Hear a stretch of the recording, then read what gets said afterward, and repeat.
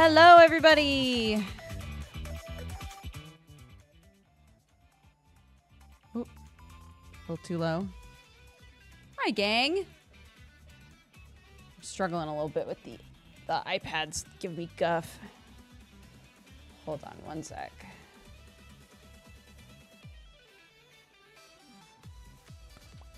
There we go. Connect. Oh, I still have a gay crab in my hair.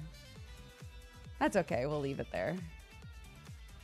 Hello, everybody. Welcome to the stream.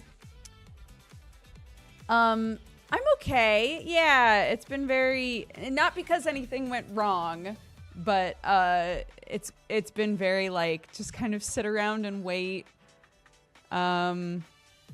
Peachy's surgery went great. Post-op x-rays show that everything's looking perfect. But because she's a younger dog, she's not dealing with the pain very well. And at the vet, they've got the good shit. So originally we expected to bring her home the same day as the surgery. They called us and said, hey, we really recommend that she stays here overnight with our nurses and they can keep her comfortable. And so Sam was really desperate to have her home, but I was like, you're the professionals. If you think it's best for her to stay there and we not move her yet, then I'll defer to you. Keep in mind, this is a vet that Sam's family has used quite a bit and trust them a lot. So I was like, you know what? Yeah. If you guys think that it's best, what the fuck do I know, right? It's like, I just want her to be, safe. And whatever you guys think is best. And he said, okay, we'll plan to keep her overnight. We'll give you some check-in calls to let you know how she's doing, but assume that she's going to stay here overnight. And I was like, okay. So by the time evening rolled around, they called and said, yeah, we'll keep her overnight. We'll call you again in the morning. So they called me this morning and said, hey, she's eating and drinking great. She's trying to get up and walk. But she's still obviously in a lot of pain and not feeling very well that way. So lots of good signs, but we'd like to keep her the rest of the day and just, try to keep her comfy through this like beginning stage because it's going to be the worst of it. So I said, okay, sounds good. So it's the exact same thing today as yesterday. They're going to call a couple times throughout the day to let us know how she's doing. And he said, just plan for her to not be home until tomorrow. Because this is rough for her, both legs got worked on. So, yeah, we miss her a lot. Sam is like barely sleeping because he's so worried about her. We don't really know what to do about that, but yeah. But she's okay. Yeah, well, it's because someone told Sam or Sam read that like it's really upsetting for dogs to stay at the vet overnight. And so he was like, I'd like for her to come home so she's home, and she knows that she's safe and she has us. But like, they're, I was like, think about like if both of your legs got plates put in them and then they were like, all right, champ, slaps you on the back. See you later. Sent you home. Like, I don't know. I was like, I think it's best that she get moved around as little as possible these first couple of days. Right. So yeah.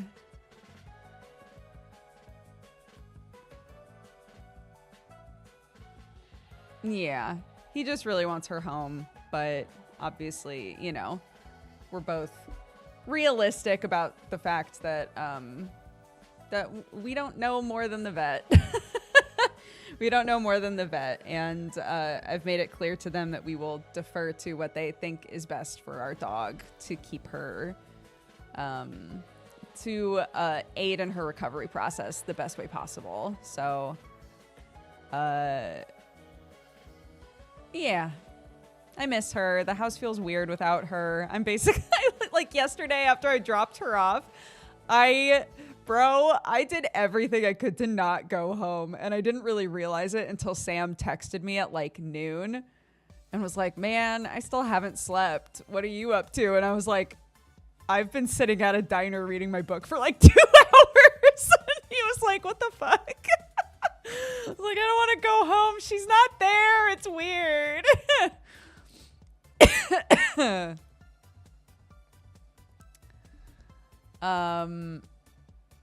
Yeah, so so we're doing great. We're fine. But the important thing is Peachy is showing all positive signs in her recovery process so far. The surgery went really well. She is safe. She's well taken care of. And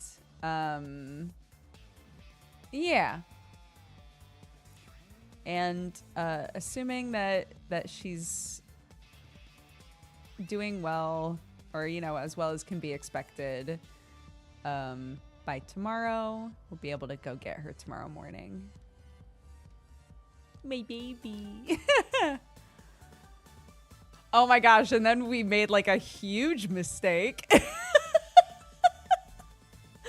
Clark and I watched the Dog Man movie, which I was expecting to be just like a goofy fun time, and I was so in my feelings with that movie. It was so like sweet and had like a lot to say, actually. We've read the first comic. Clark's read the first comic. And after watching the movie, we were like, should we get the other ones? Because Clark had one of her first experiences of watching a movie and being like, that's not what happened in the book, you know? But yeah, after looking into it a little bit, I was like, they combined quite a few books into this movie, it looks like, because potentially this will be the only movie, you know? So how do they adapt that? But yeah, it was great. I loved it. I usually have a kids movie that's like on a like comfort film rotation for me. Up to this point, it's been Mutant Mayhem, and now it feels like it's probably going to be Dog Man. Cause I thought it was so like sweet and goofy and just like a great time. I showed I showed the trailer to Summer because I was talking with Summer about it, and Summer was like, I have no idea what the fuck this movie is. So I was like, go watch the trailer. And the first thing Summer said after watching the trailer was, oh, you would like that fucking cat. I was like, what? Looks in the mirror. I'm so predictable. What the fuck?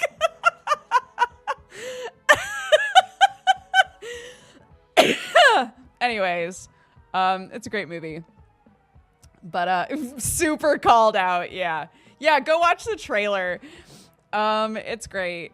It's a very good art style. I think that they adapted the way that the comic looks really well. If you were in the generation that was into Captain Underpants or had like Captain Underpants adjacent to you, it's the same person. Same person made Dog Man, and it's another like comic within the comic. It's same universe, right? So it's like the same kids that made Captain Underpants. Dog Man is their first comic that they ever made.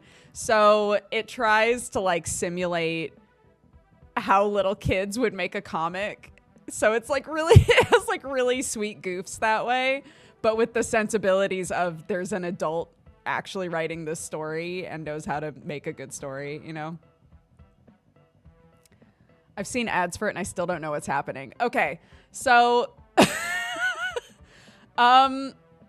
I actually think the trailer does a good job of not spoiling what the movie's actually about.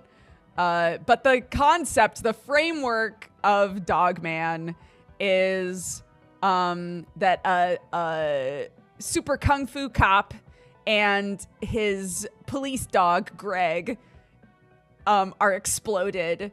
They try to defuse a bomb and the bomb explodes. And when they go to the hospital, the doctor's like, "I'm so sorry, officer, but your head doesn't work good anymore." And the officer's like, "Oh no." And they're like, "And I'm so sorry, Greg the dog, but your body doesn't work good anymore." And Greg's like, "No." And and then they're like, "The only solution is to cut off their heads and put the dog head on the officer's body." And, so, and that's it. It's the only solution. So that's literally it. And he becomes Dogman. He becomes Dogman, and his arch nemesis is Petey, the evilest cat. This is a children's. It is, yeah. The way that it's depicted is very goofy. Yes, it's not. I wouldn't say it's like a little kids movie, but it was totally fine for like Clark. Yeah. Do both personalities exist? I have so many questions. Am I overthinking this? There are, if I recall correctly, characters speculate on like Dogman can play the piano, and it's it's speculated like, did Dogman learn to play the piano after getting a body? Did Officer Knight know how to play the piano, and by muscle memory, Dogman can now play the piano? Like there's all kinds of questions like that. But yeah, it's great. It has that classic thing where like all of the dogs just act like dogs, but the cats are like hyper intelligent and they can all just speak normally and walk around on two legs. It's so silly. I love it. It's so silly, but like this movie went in a direction I was not expecting at all, and by the end I was like, what the fuck? I loved that movie. What the shit? I didn't think that that's what this movie was gonna be about. Yeah, it's very cute. It's definitely gonna be my new comfort movie, but it's not like out on anything yet, unless you're willing to, rent it, like digitally rent it or something. So that's what we did, because I thought I was only gonna watch it once. And then I was like, I want to watch this again, but we rented it. Yes. Oh my God. The Ultraman movie where he raises a monster baby is so good. It's so good. I loved it. Cats are always up to something. It's true. But there are 12 Dogman books. And I was like, ugh. Am I about to buy 12 Dogman books? Because we read the first one. We read the first one because we borrowed it from her friend. And unsurprisingly, they are always like fully checked out at the library. So so I'm like, am I about to buy a bunch of Dogman? Maybe it's worth it. I don't know. Anyways. Yes, you are. Maybe I can spin it as a birthday gift for Clark. Not all of them, but maybe I can buy a couple of them for Clark, but like also for me. And after she's done reading them, then I get to read them.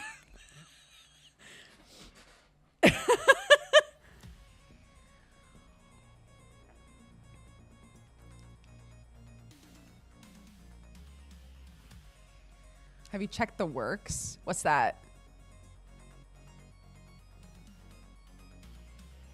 It's a shop that does box sets at great prices. The Works? What? I've never seen this before in my life.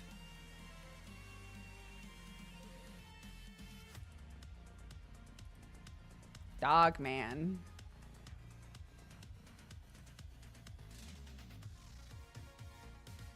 No. They do have Investigators, though, which is another one that we've been talking about reading.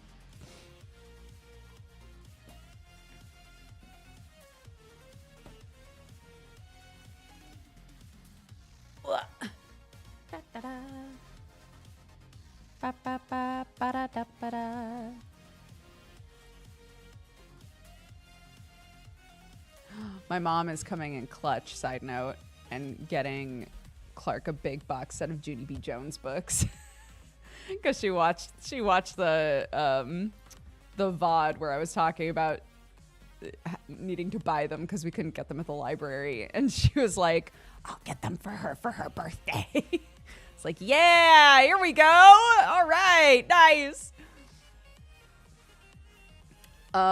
Okay, so now really important thing. Ready? And then we'll do Golden Idol. Really important thing. Okay.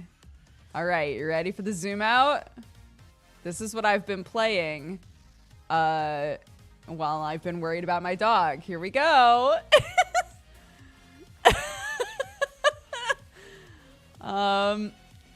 I did a decent amount. I did a decent amount of it. And there's more and more stuff that just keeps appearing around the picture. And I don't know if I just like didn't notice some of this stuff before, but yeah, we did a bunch of stuff here. This is a lady tying up a devil. This is a guy biting a pillar. There's all sorts of stuff happening. There's this dude eating a bone. There's two faces in a box. Hi, Boone. Tag yourself. Tag yourself. Are you shaving a guy? Are you the fool? This isn't Golden Idol, no. I'm showing people an update on the work I've done on this. Pigs eating corn in the background. You know, fire in one hand, water in the other. This guy. Wait, where's the one that was... One of these was...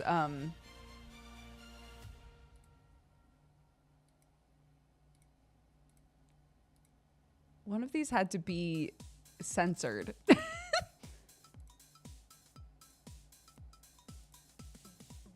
Where is it? Pissing at the moon was one that had to be censored. There's another one, though, that had to be censored. I'm trying to remember where it was.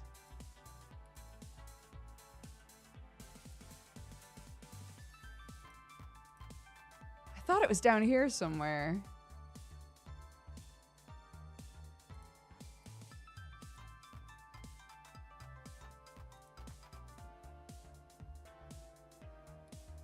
Oh my gosh. I don't know. Yeah, up here. I'm 34% of the way through. So that's good. Anyway, we'll give this game a break. Quit. Don't tell me how long I left that game open. I don't want to know. Also, we ended like kind of suddenly.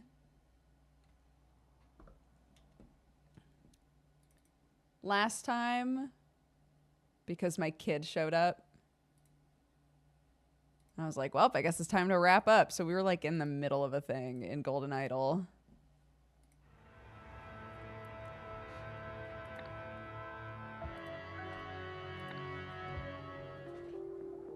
Yeah, we were in the middle of this one. Oh, that's right. We were in the middle of that one. That one was so weird.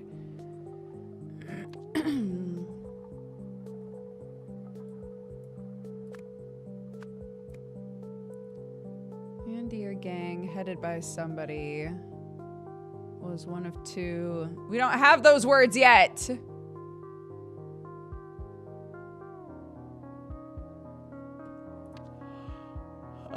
Okay. So we're doing the raid. We found all these bits. And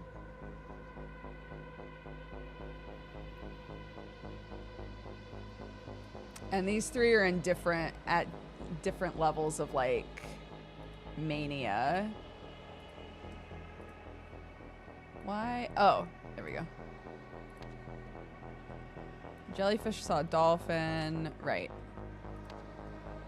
So we're trying to translate what these words mean in this guy's account because he actually did see everything that happened, but he saw it while in like a psychedelic state.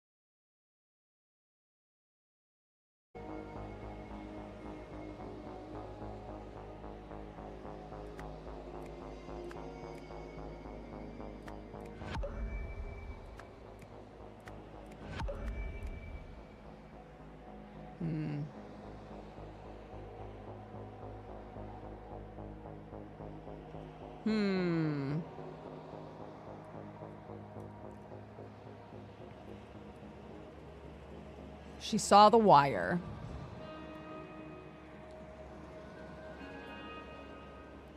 She told the gangsters to leave because they were being listened to by the police.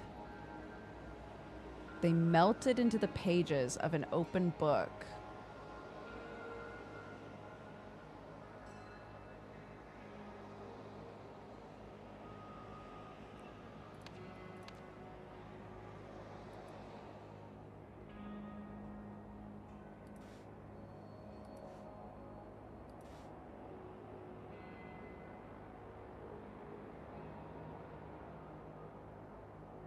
We secured the front door and the stairs. So I think it had to be the manhole cover somehow.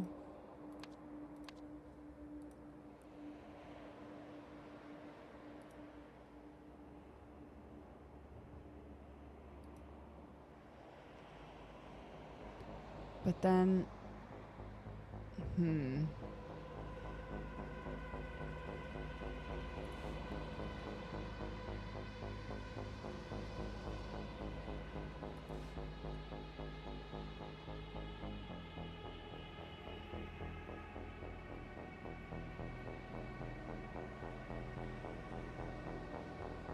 This is the room they were in.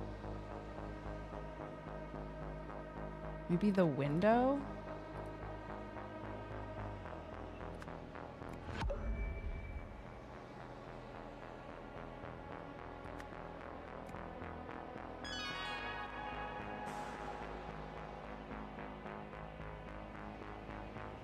What is a girder?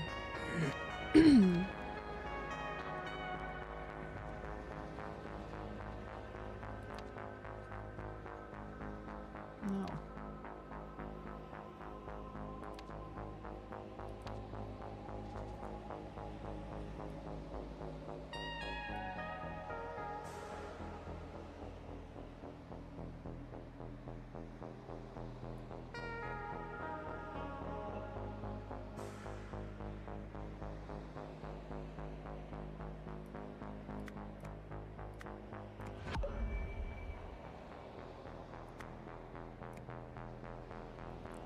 Angels danced on the robot's finger?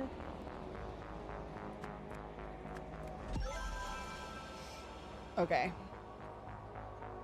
So I came out the...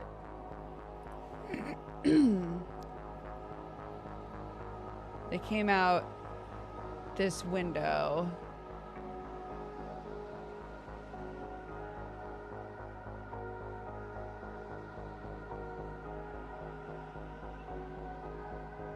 They did this? Is that what we're trying to say? God. Okay.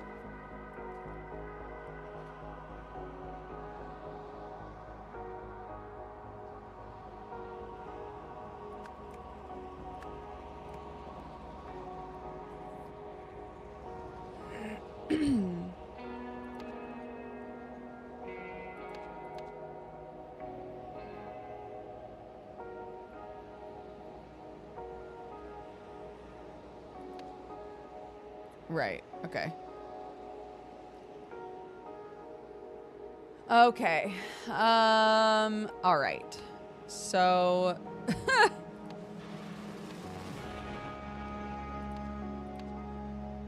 the events. The undercover cop removed his shirt. The boss saw the wire.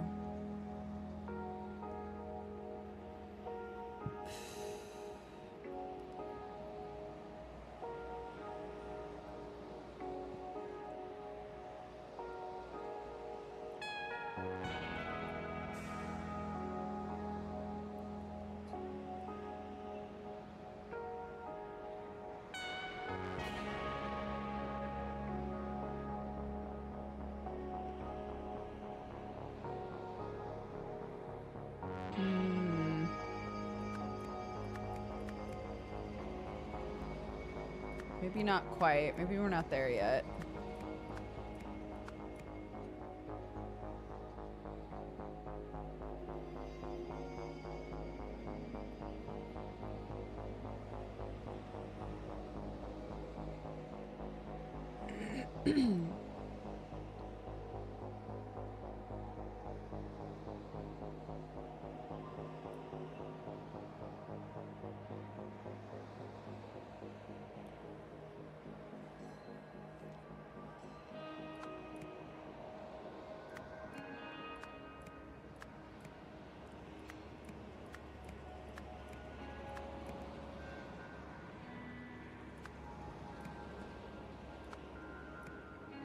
Oops.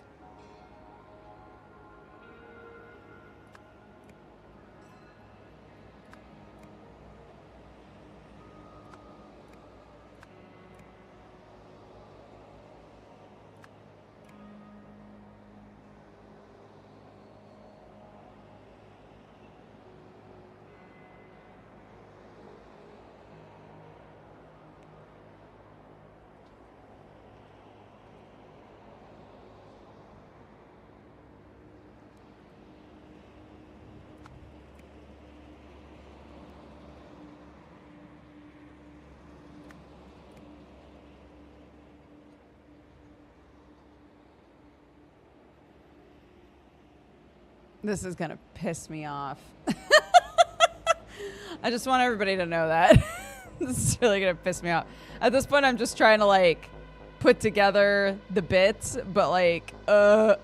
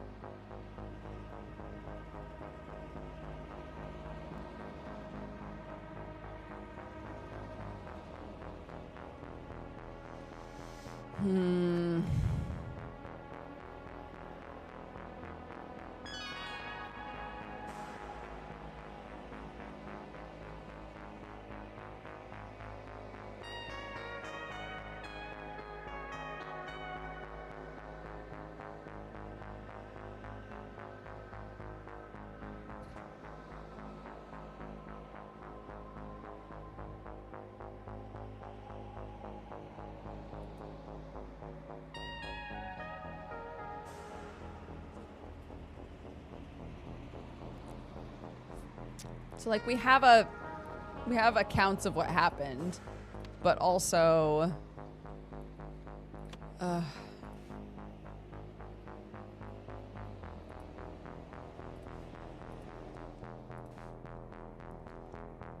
eyes on this place all morning. Our guys confirmed the boss lady and her gangsters were still on the top floor as we pulled up.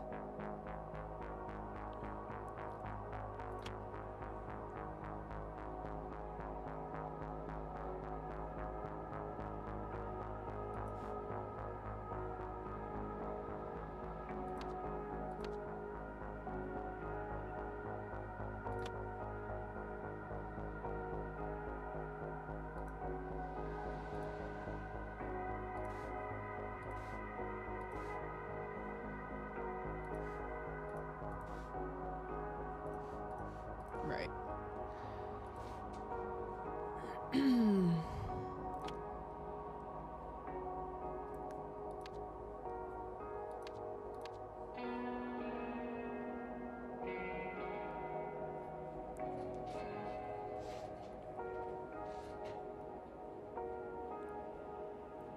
Hi, Summer.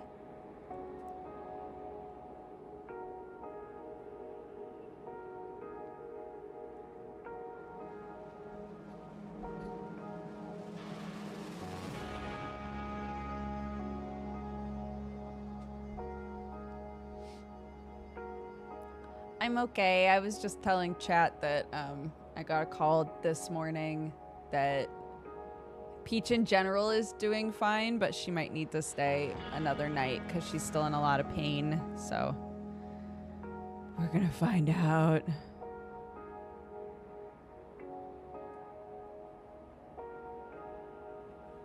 My baby girl.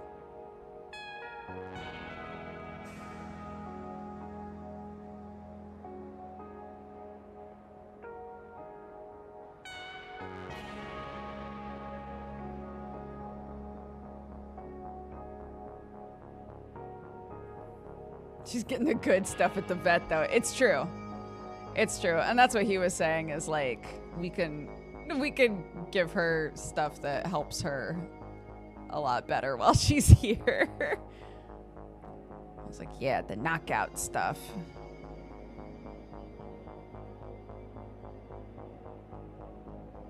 Yeah, just let her kind of sleep through the first couple of awful days. But they said she's already trying to like get up and walk, and she's eating and drinking and all of the good signs that you want, so. Yeah. And we got her new crate set up in the living room. And I can set her next to the couch so I can sleep on the couch and be with her at night. Because I don't want her to be alone. My baby. Okay.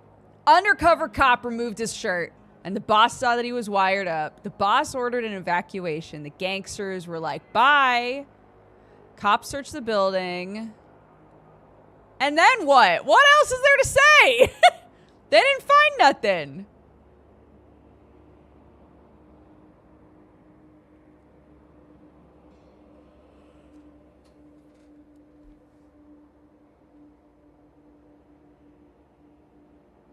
She's being treated like Princess Peach. Cute.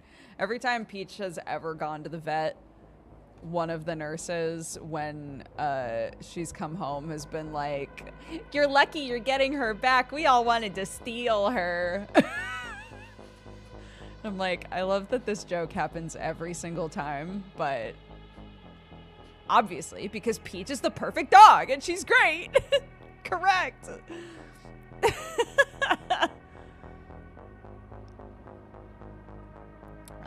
Okay. Partner.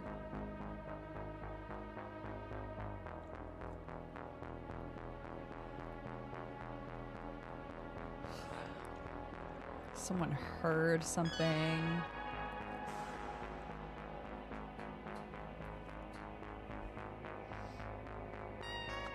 The gangsters left through the window.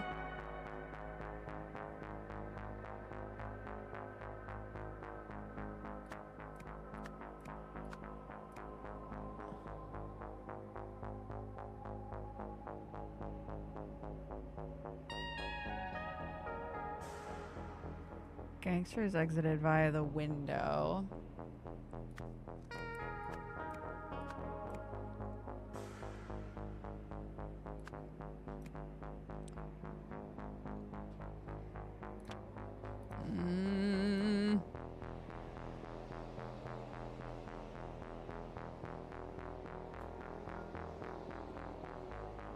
Do they share a parking garage?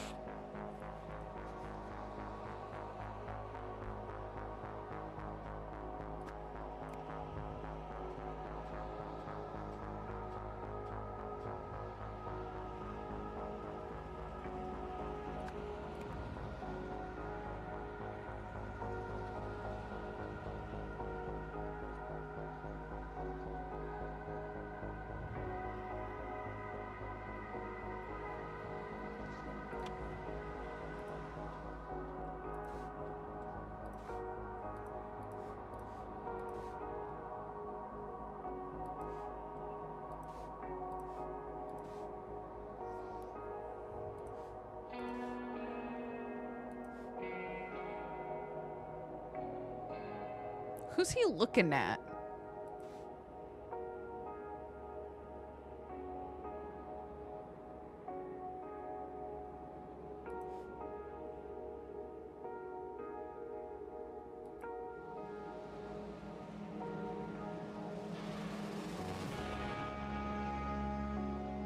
Oh, I guess we can get more specific.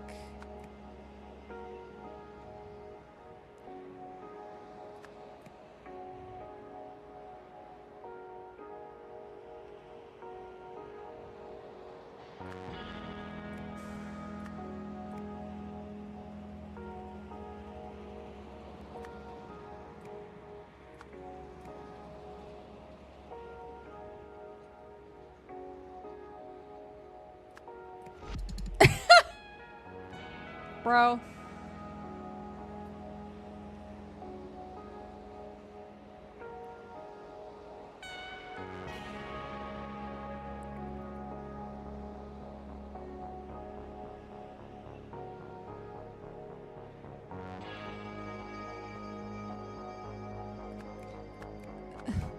They really don't help you out with this part at all, do they?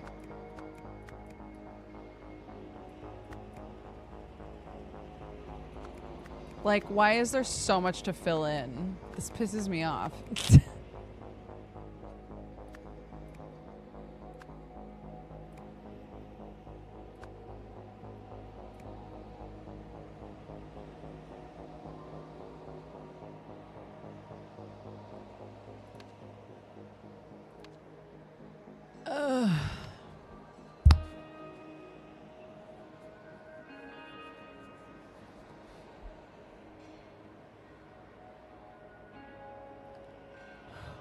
What's an ornithopter? What is this word? Ornithopter? What is that?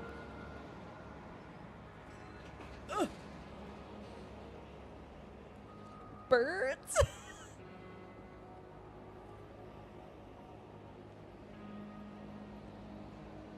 Is it that? Is that an ornithopter?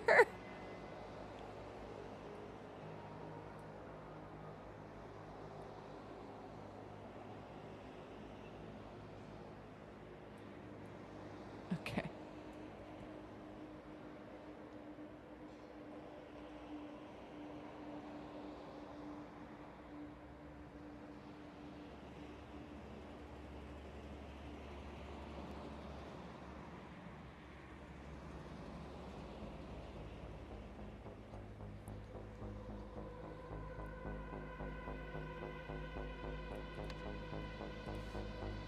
None of these guys have anything to say.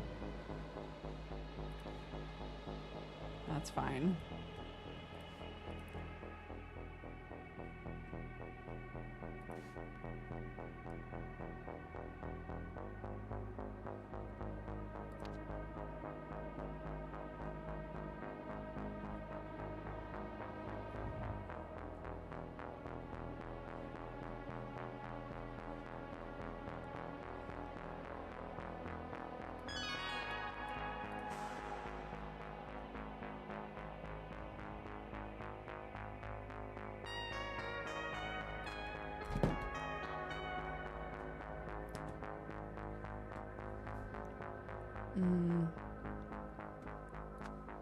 Boss ordered an evacuation.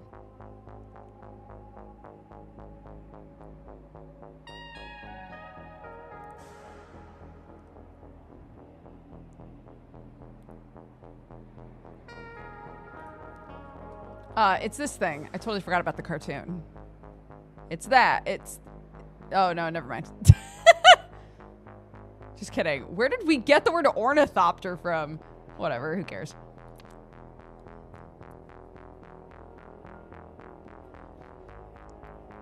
Okay, the boss ordered an evacuation. She was like, get the fuck out, the police are here.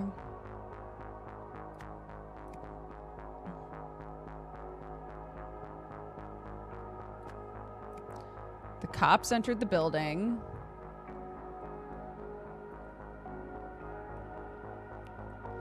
The gangsters exited via the window. The cops searched the building.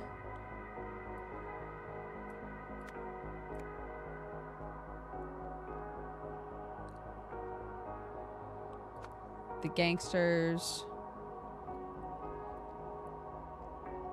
traversed the girder.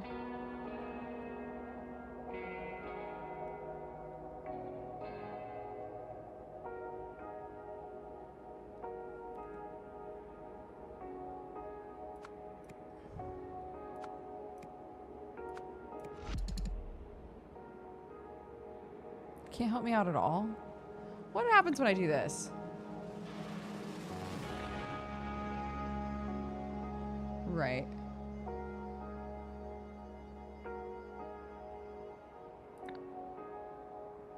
Start breathing.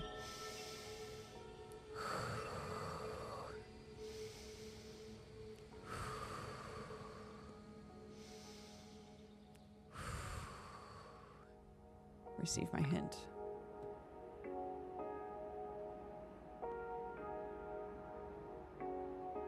Yeah, I already know this.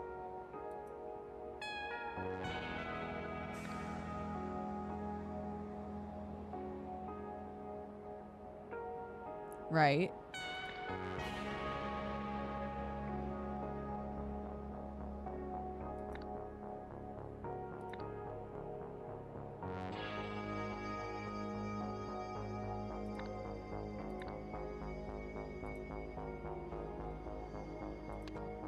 Okay. So each of these is two things, and I have to translate those two things, I guess is what it's saying. Okay. Undercover cop removed his shirt. Boss saw the wire. 1. The boss told the angels to leave. The angels left through the window.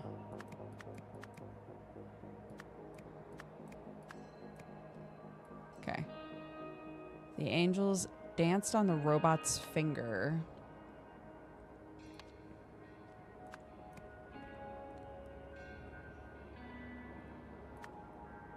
Traversed the girder.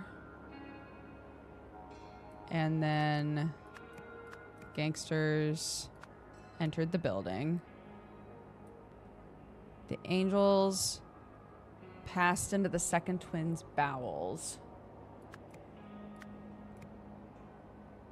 The parking garage. And then they drove the car. Okay. Oh my goodness.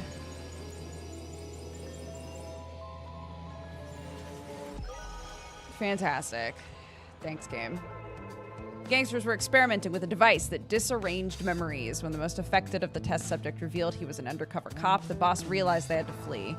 With the workshop surrounded, their only way of reaching their car was via a girder that could get them to the neighboring building. This car has had so much playtime, dude. Oh my god. Why are all of you guys together?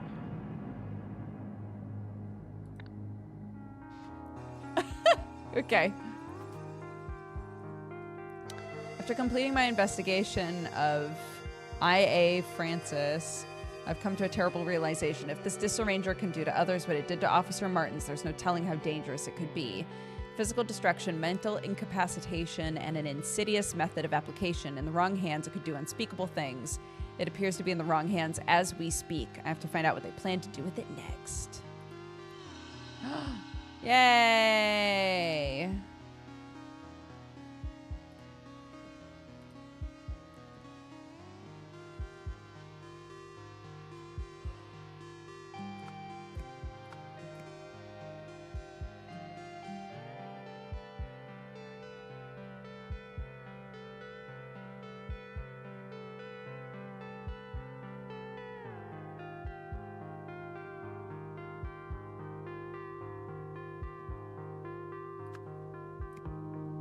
Planted a tape recorder in her office so they could obtain evidence. The India gang was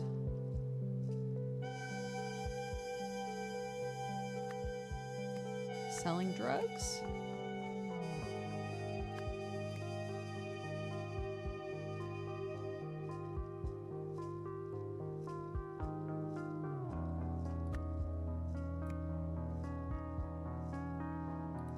Her name.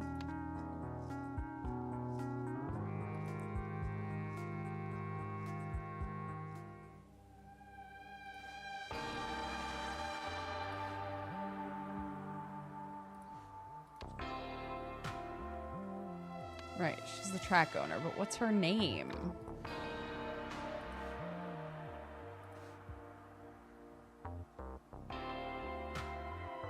Hildegard.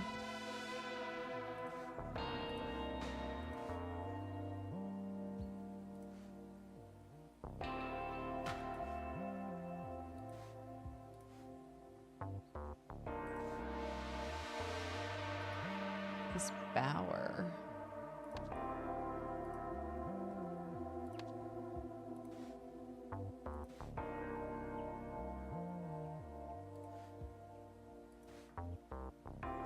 Hildegard Bauer. Get me out of here.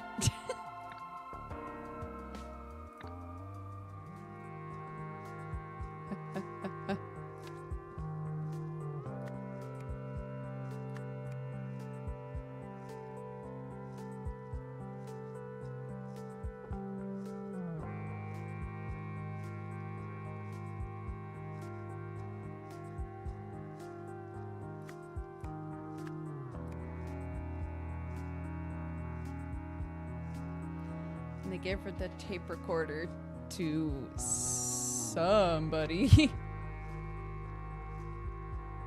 The police. Maybe. I don't know.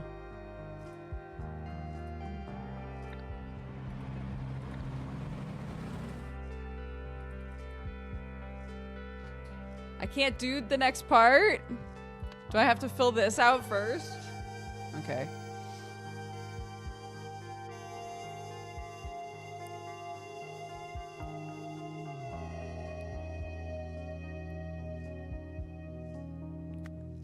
Moira Meredith, maybe? She's the mayor, right?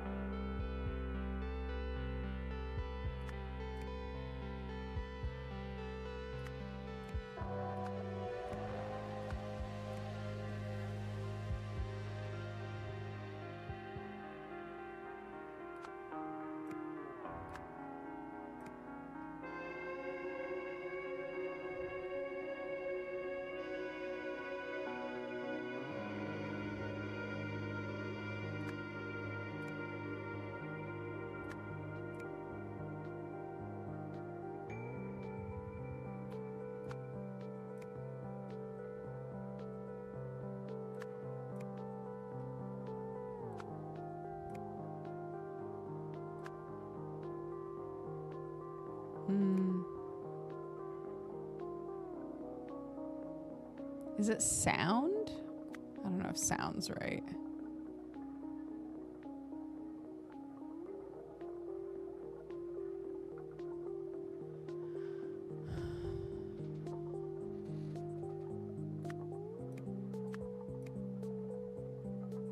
Gained Hildegard Bauer's favor by working on...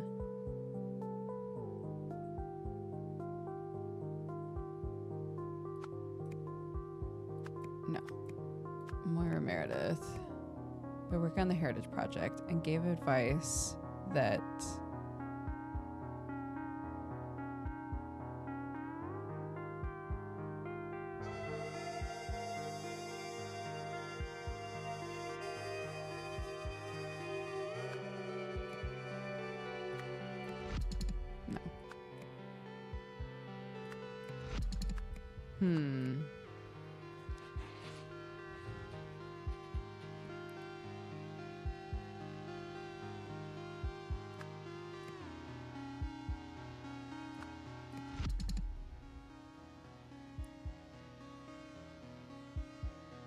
Is it not headed by Hildegard Bauer?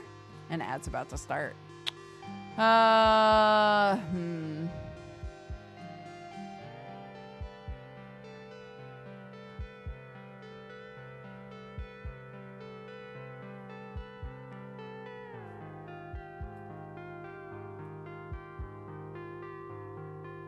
all right. Fine.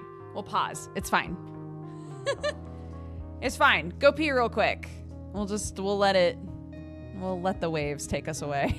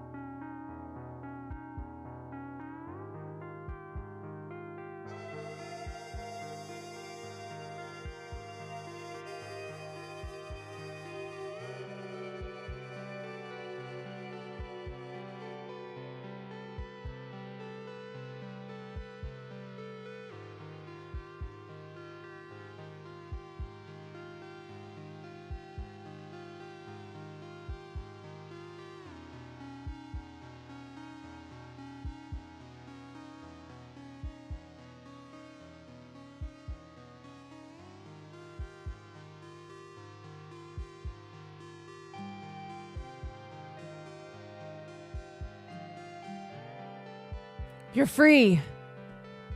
You're free. You're back. Hello. Come on, then. All right. So, the Andir gang, I think, headed by this bitch, but maybe I'm wrong, was one of 2 crime families in New Wells. Moira Meredith gained Hildegard Bauer's favor by working on the Heritage Project, right? Which we found out here.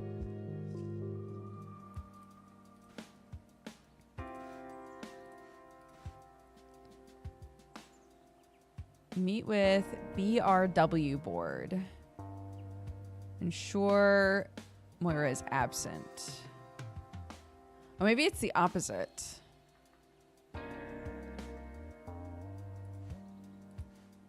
Maybe it's...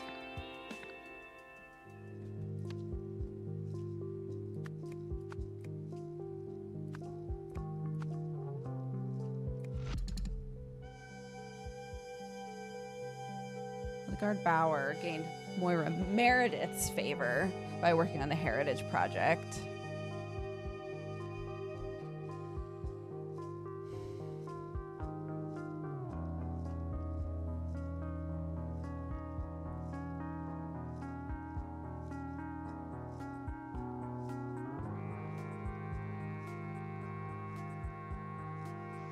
Planted a tape recorder in Hildegard Bauer's office so they could obtain evidence that the Andir gang was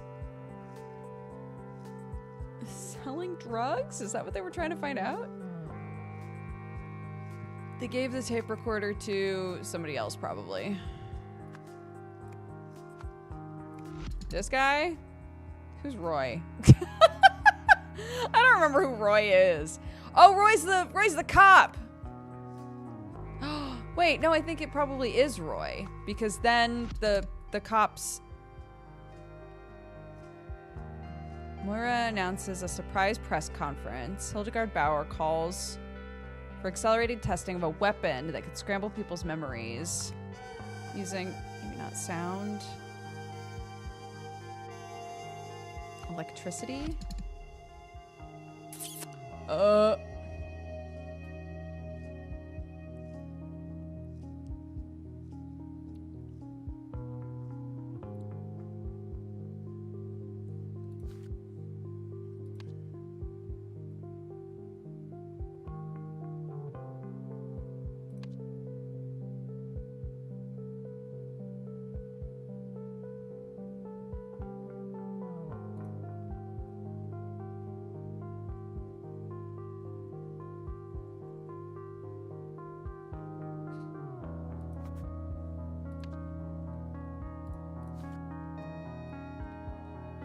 Drugs are flooding our city. The fault lies solely with our police. At best, their leadership is incompetent and must change. At worst, we'll need a full-scale inquiry into possible corruption.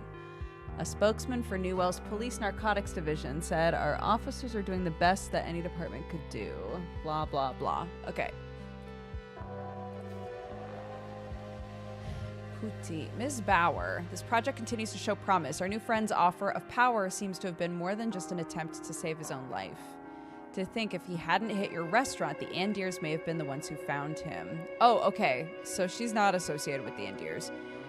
Communication is a bit somewhat tricky, although he doesn't look at he's speaking Lemurian. And we haven't been able to get Zira moved as we're ready to continue phase 2 testing of the Disarranger.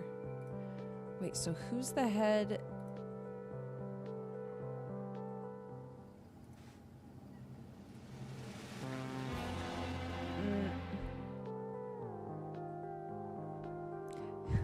This looks like Elon Musk. A couple of people say you're not the first person to say that. Hilariously. The Andirs may not have gotten their hands on him, but what they did get from us endangers our whole operation. If our naive benefactor learns what we've been doing, things will sour very quickly. I'll bring the supplies myself, keep an ear to the ground. If we see any signs that she knows, phase 2 testing will need to be done on an accelerated schedule. So, okay.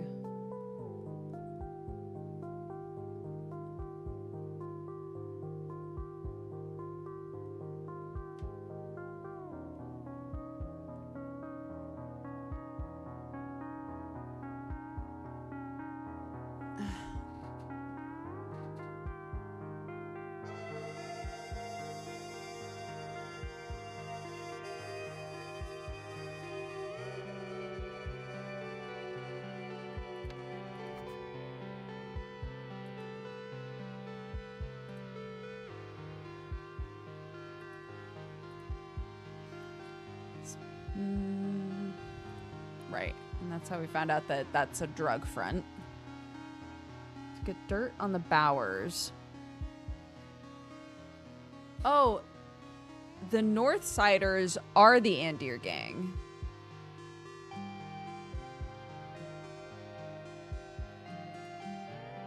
What?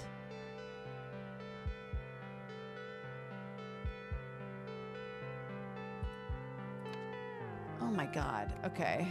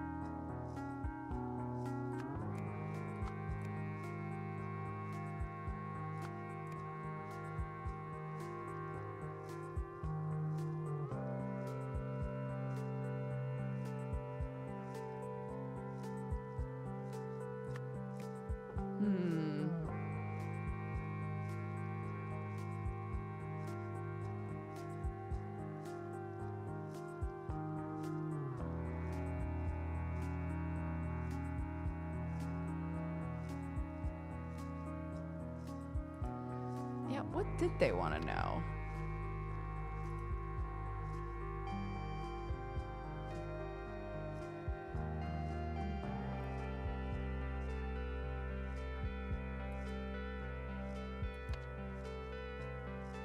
That the gang was what? That the gang's made of nasty boys? I mean, we know that.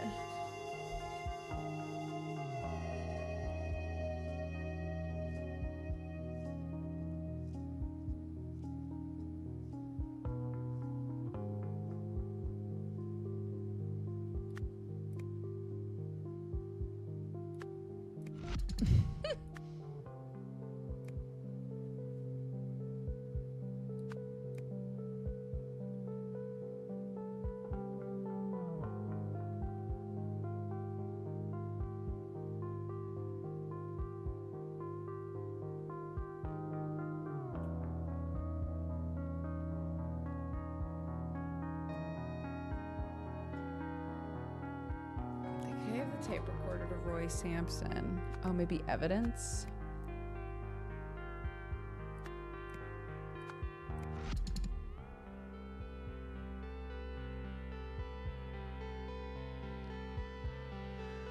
Oh my goodness.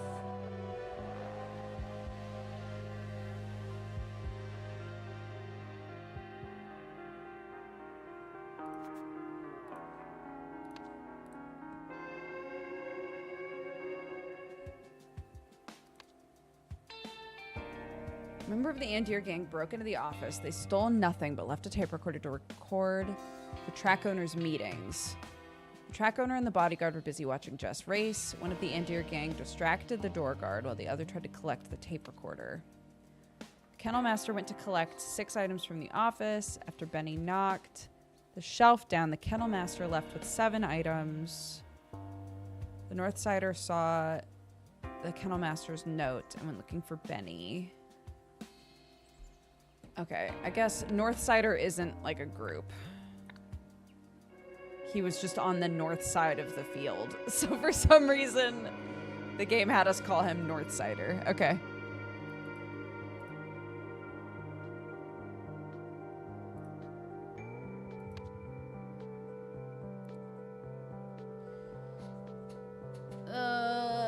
Okay.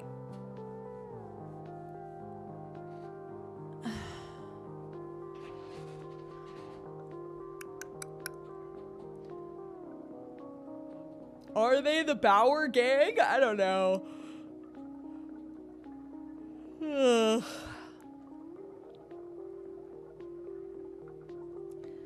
Hildegard Bauer gained Moira Meredith's favor. That is her name, right? Moira Meredith. Not Meredith Moira. Yes. By working on the Heritage Project. And gave advice that weakened stopped.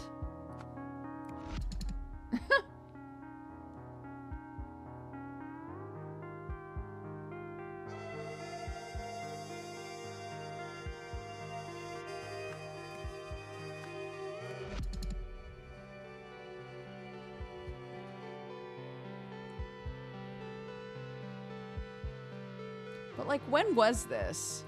Where's the evidence about this?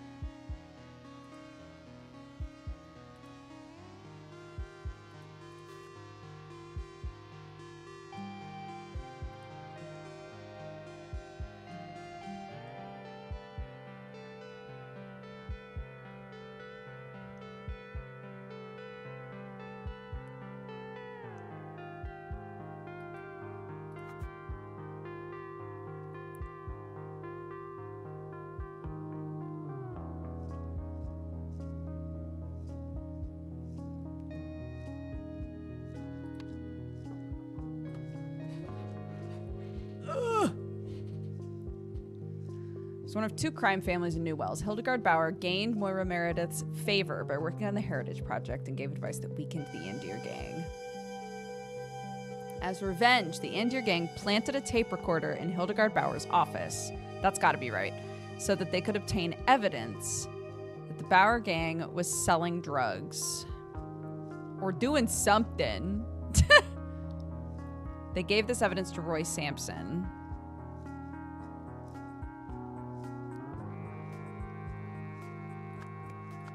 Or did they give it to Moira?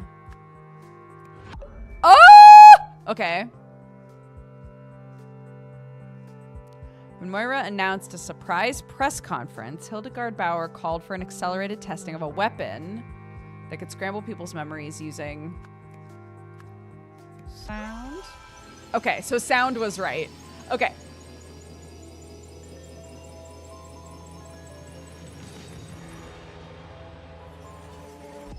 Okay. And now the final part. Ew! No!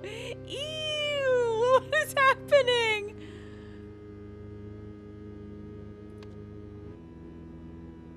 Oh no. Is this what we see after having our brains scrambled? The end of the tubes have been cut.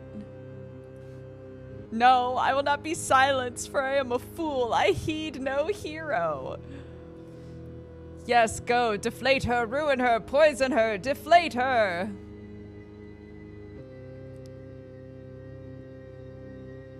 Okay, I assume this is Moira. He looked at my wondrous scroll. Why does it make him worry? He is crazed. Here I am, but then I go. The work bell rings and the kings arrive. The good twin must be let in. His departure creates a void. A hero is here, but is rebuffed. The void is filled by the evil twin. He hides his nature and unpicks his brother's work. The eyes and ears gather. The eyes and ears do be gathering. Oh my god. Okay. To read the scroll. Crossbow wielder shot the snake to... This is a scrambled memory.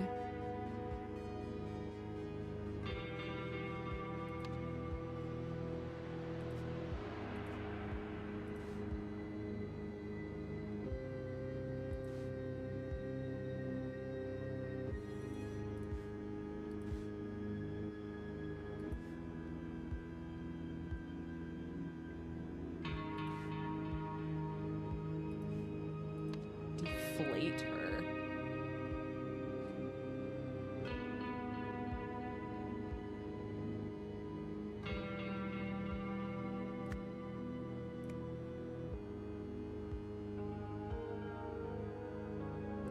protect the balloon.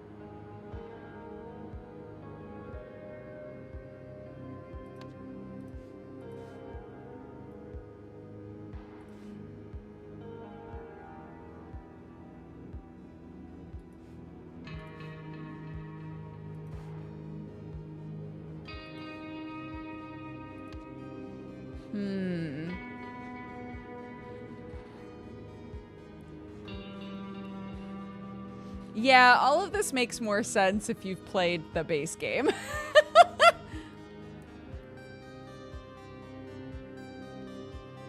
There's a theme there of like affecting the way people think through the television.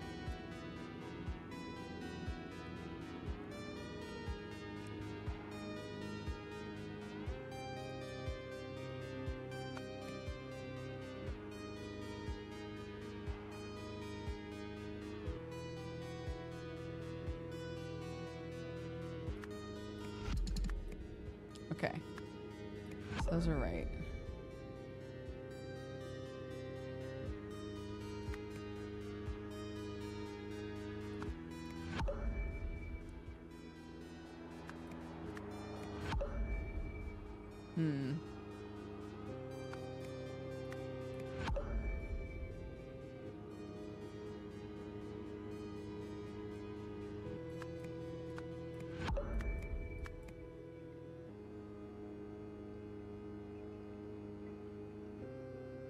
No. The robots told the snake to attack the balloon? Okay.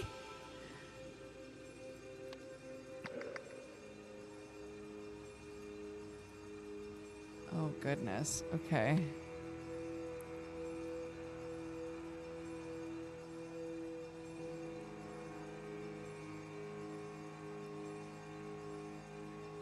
Probably Secunda is the one who's shooting her, but... Yes, I know. Yes, I see.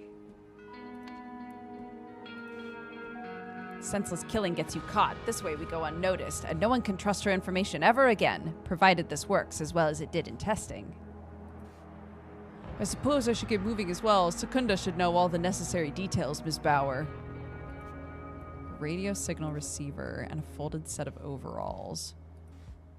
Still think we could just kill her. No one can besmirch the name of Hildegard Bauer. He loves her, dude.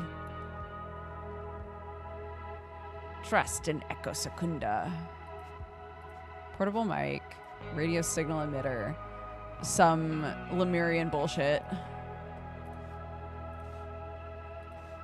I'm not sure what Roy's looking for, but I suppose it's not my concern. Just gotta go grab some backup. If you see this note, did I leave my uniform in your locker by accident? I don't have a spare. Mine's been gone since it went to the cleaners yesterday. Thanks, Paul.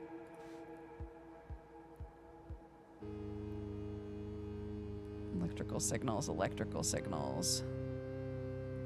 When wired as a speaker, electrical signals are converted into sound. When wired as a microphone, sound is converted to electrical signals. Saw your setup as I left. The microphone is hardwired to the speakers. They're facing away from the mayor. That's right, Mr. Sampson. Good, I'm not too worried about the speakers. They only want to hit her, not a whole crowd. They'd need something close to her face, and they don't have that. Something wrong? Let me show you something, detective.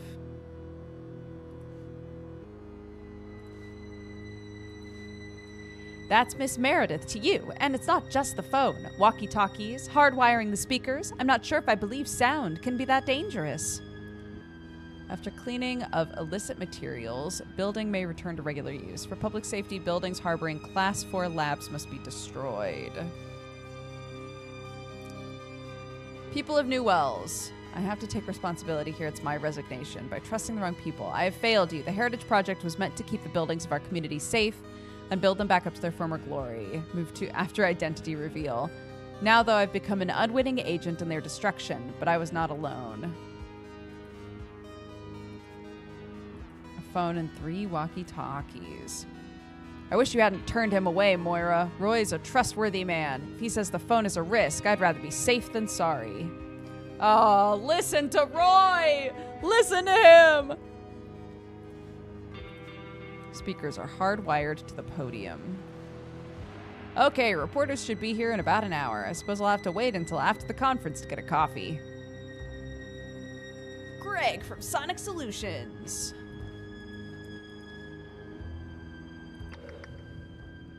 Okay.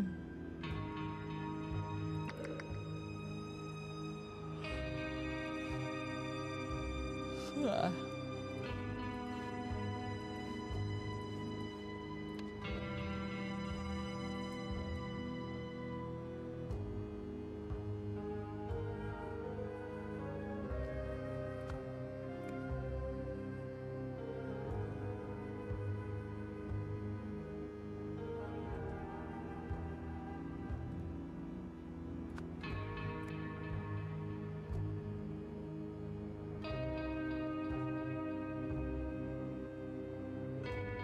Is the snake the microphone?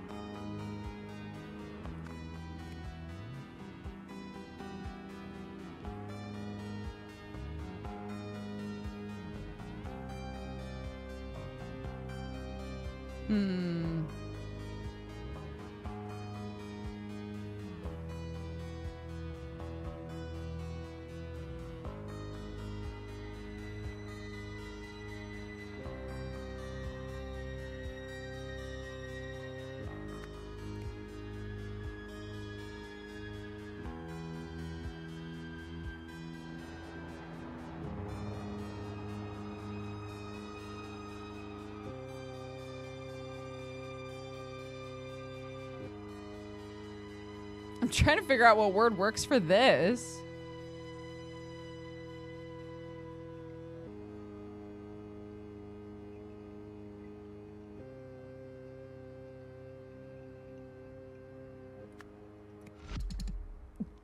Okay, that's fine.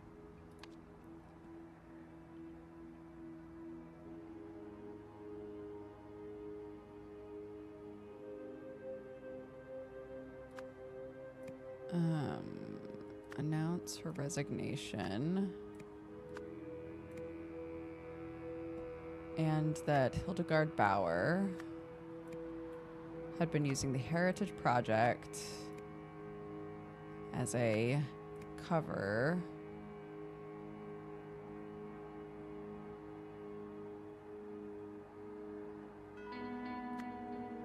to manufacture drugs? I don't know.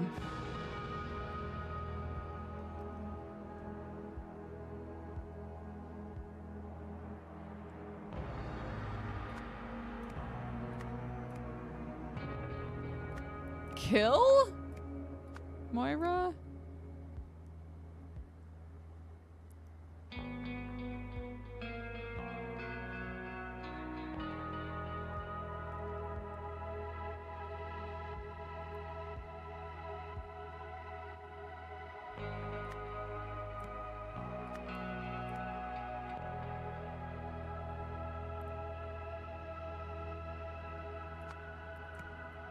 Roy warned Moira and her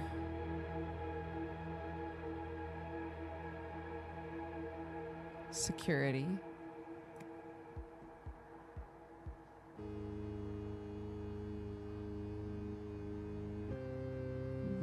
that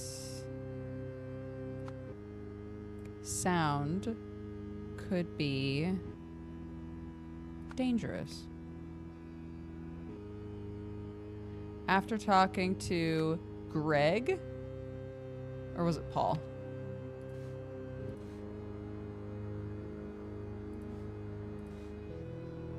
Greg.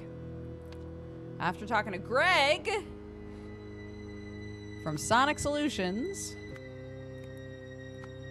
Roy worried that the microphone could become a speaker. After returning to the conference,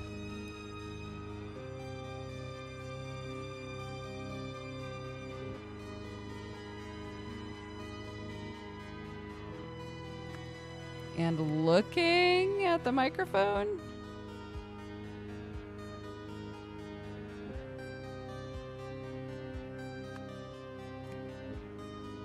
himself as a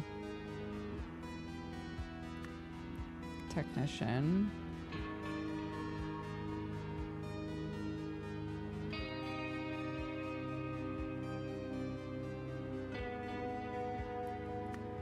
And attached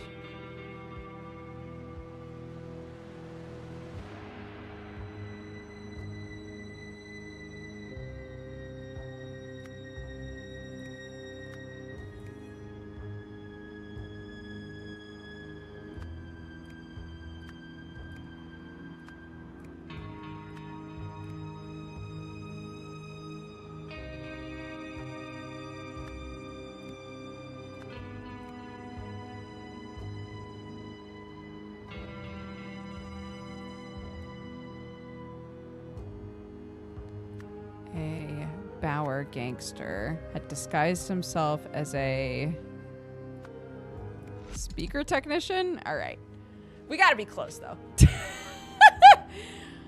Okay. She was going to announce her resignation. Hildegard Bauer was using the Heritage Project as a cover. Hildegard planned to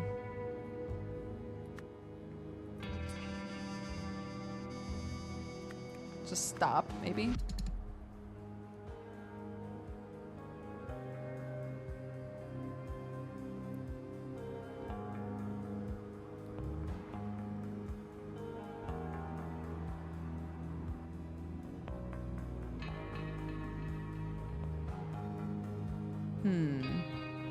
Anyone else in the UK get snow today? No. It's sunny where I am.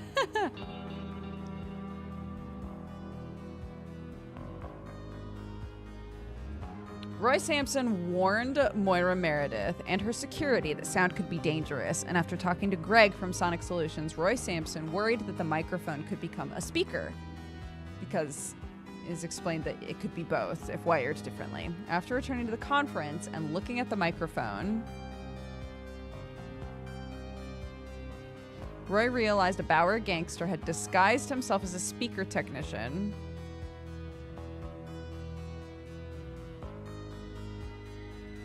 Or a receiver technician? Speaker technician? I don't know. And attached something to the microphone. I don't know if emitter makes any sense.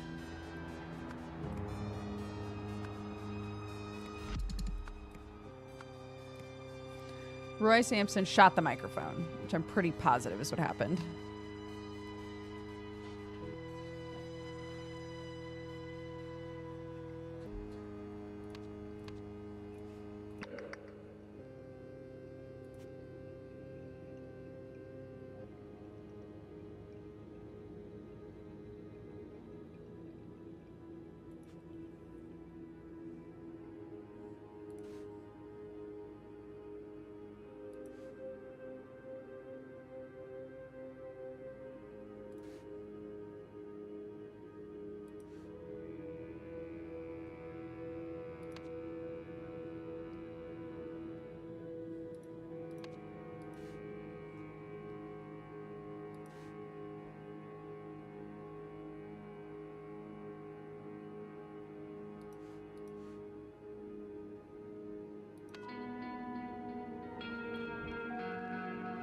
Reporters, the microphone.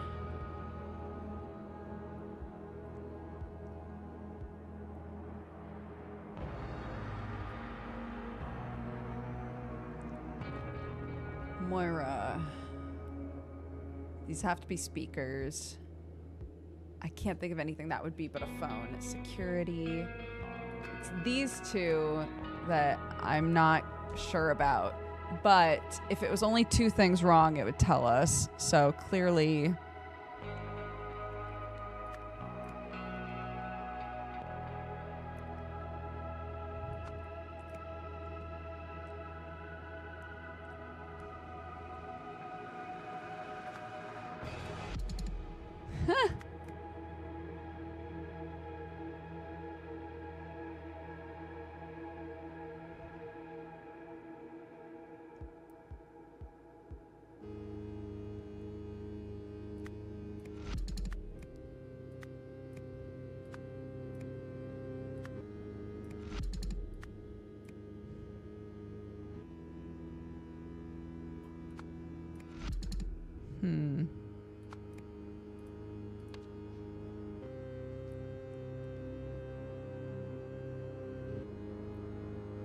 I still don't have everything.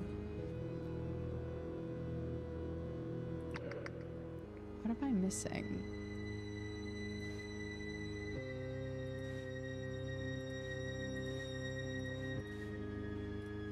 Saw that. Been here.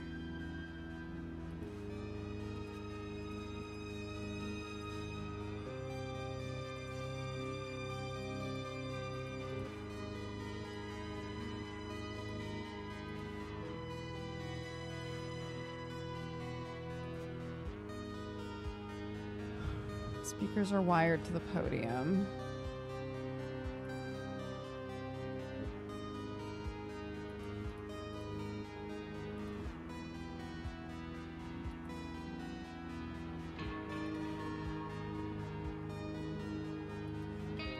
So yeah, he's the one who's dressed.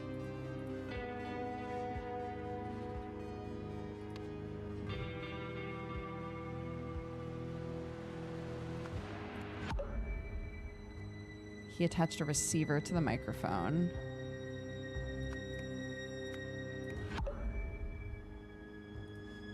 Secundo's the one who was talking into it.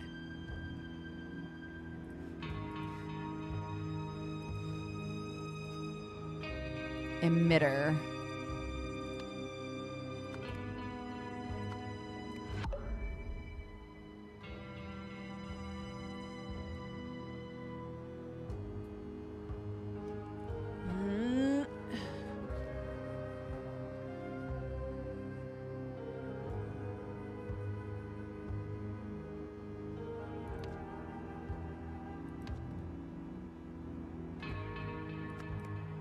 It's gotta be a gun, right? Okay, there's only one thing wrong then at this point. We know it's Roy. Reporters, the microphone, the receiver, the security. Maybe this? Is this wrong? Roster? There we go. Okay.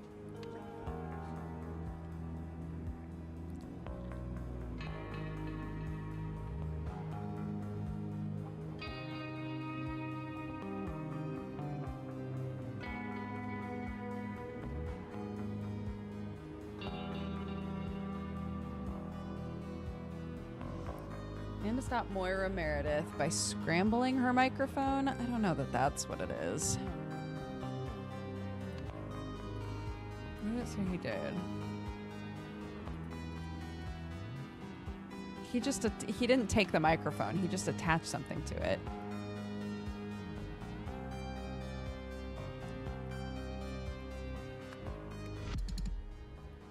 Roy warned Moira and her security that sound could be dangerous. After talking to Greg from Sonic Solutions, Roy worried that the microphone could become a speaker.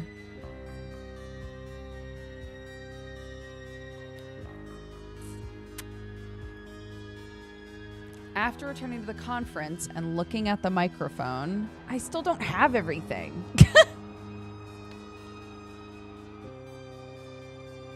I'm so confused. What am I missing?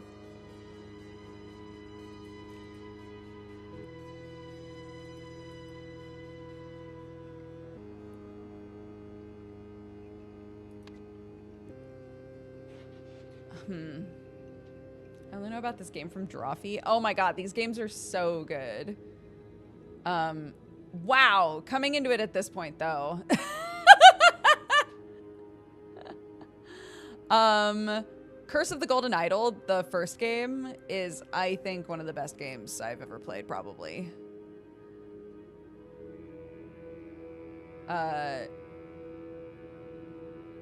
Yeah, they're very good.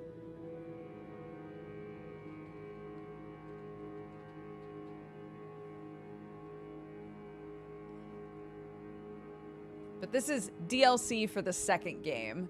So this is pretty far along in the game's life cycle.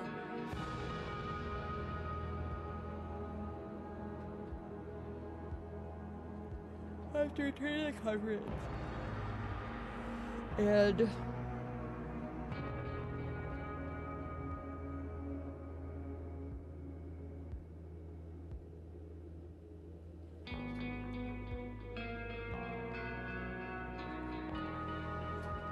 Roy realized a Bauer gangster had disguised himself as a speaker technician and attached an emitter. No. Yes? And attached a receiver to the microphone. So Roy Sampson shot the microphone.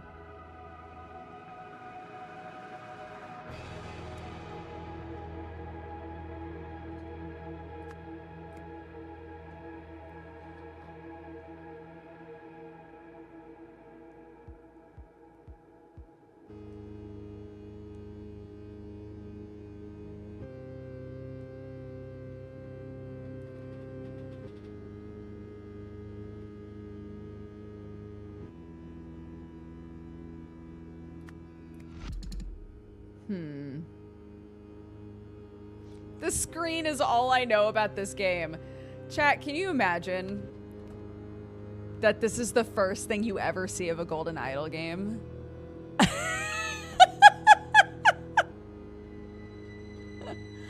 want you to know, this is not the norm. This is not the norm for these games. This makes sense in context.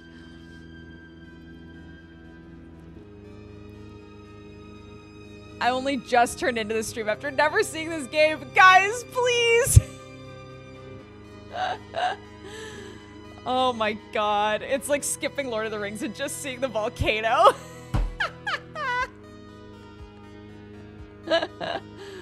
Being like, man, does this whole game take place in a volcano? Why is everyone so dirty? No, it makes it, there's context here.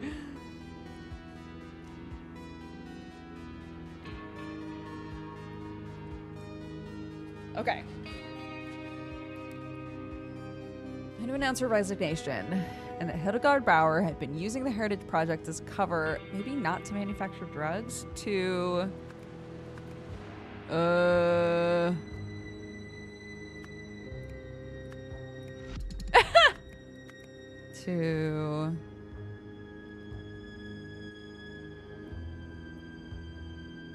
to become Gun.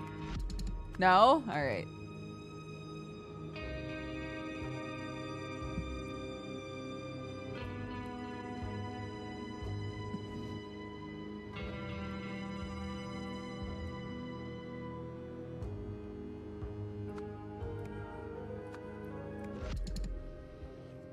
Hildegard Bauer planned to stop Moira Meredith by scrambling her microphone. Roy Sampson warned Moira and her security that sound could be dangerous. After talking to Greg from Sonic Solutions, Roy Sampson worried that the microphone could become a speaker.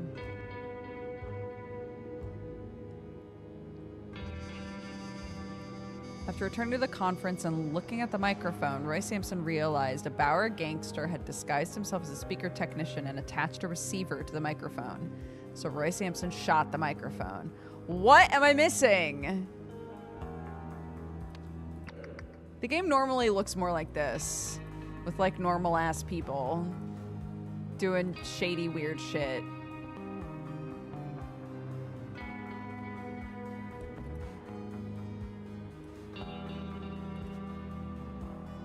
I trust you, Echo Secunda. You weird man.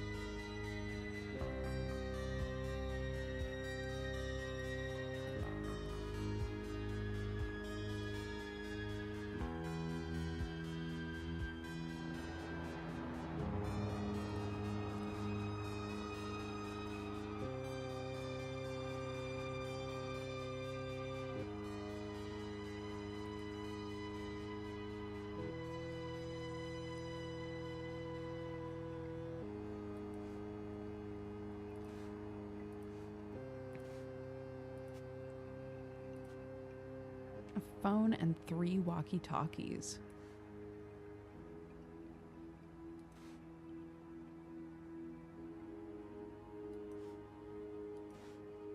I see. So they've put all of that in the safe to protect her. And she's like, that's a bit silly. And everybody's gonna get all scrambled.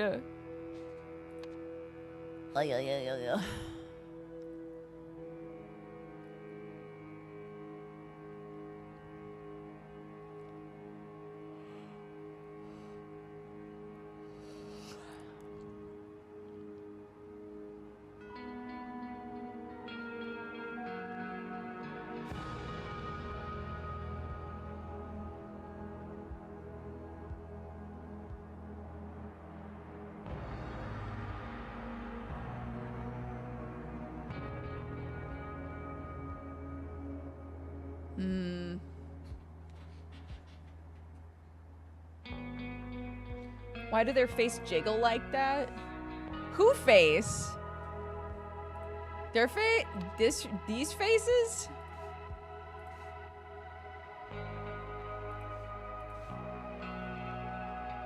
I don't know. Take it up with God. Roy Sampson warned Moira Meredith and her security that sound could be dangerous. After talking to Greg from Sonic Solutions, Roy Sampson worried that the microphone could become a speaker. After returning to the conference and looking at the microphone, Roy Sampson realized a Bauer gangster had disguised himself as a speaker technician. I don't know, is that a real thing? What do we want to call them?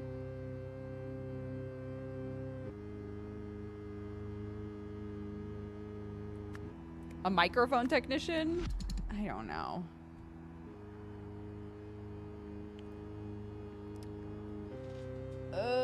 Roy Sampson shot the microphone. I don't know!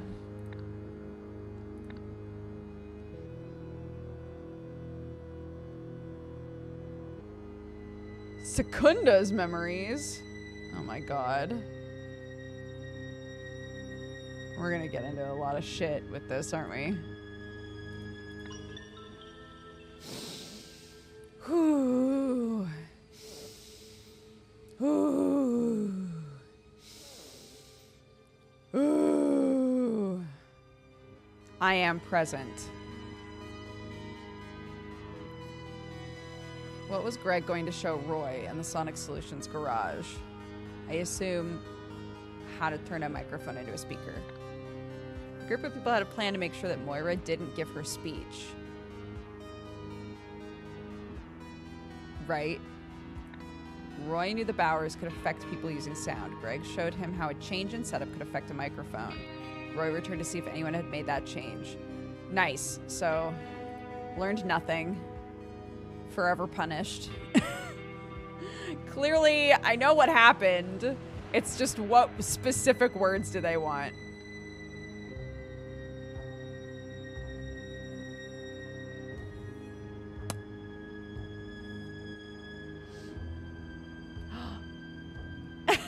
We did it and achieved nothing! Yes, my green screen's on the way. I'm so excited. I actually bought it.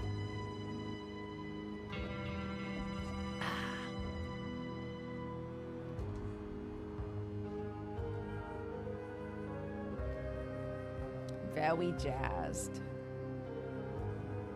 So that I can take new, better, and more unsettling gamer gripper pictures. Yes, whatever color they are is it's kind of Mad Libsy. So it's like a noun. Give me a verb and then a noun and then a, you know, whatever. A proper noun and blah, blah, blah. So in that way, it gives you a little bit of guidance along with, you know, the rest of the sentence being there. But you have to have the right words. Otherwise, it gets mad at you.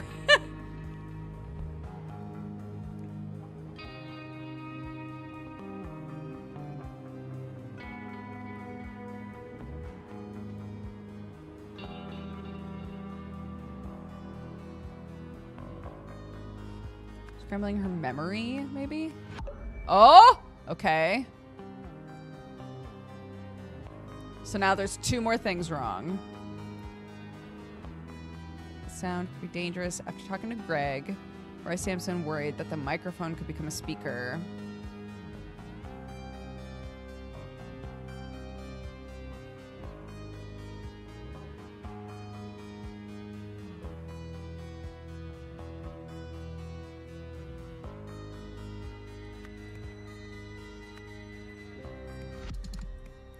He shot the microphone. We know that clearly from our Salvador Dali version of this whole thing.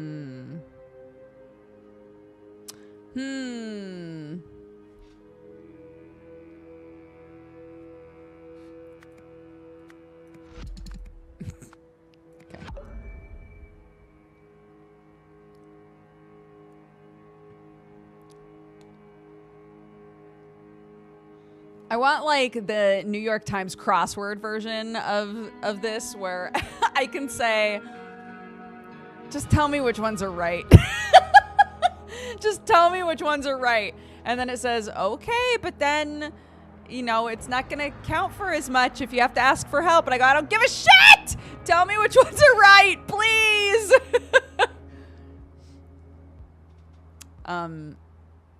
Sam and I unabashedly, every time we do the New York Times crossword puzzle, we get like 3 words in and we're like, all right, check the puzzle.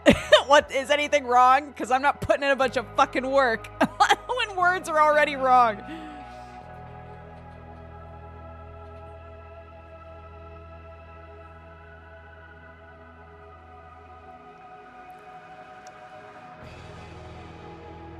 I tried one time to, because you can like cast your phone to the TV. And I was like, oh my gosh, I'm going to cast my phone to the TV while doing the crossword. And then we can just do the crossword on the TV. But that did not work. I mean, it did work, but like, it was really hard to, it was really hard to read. One day.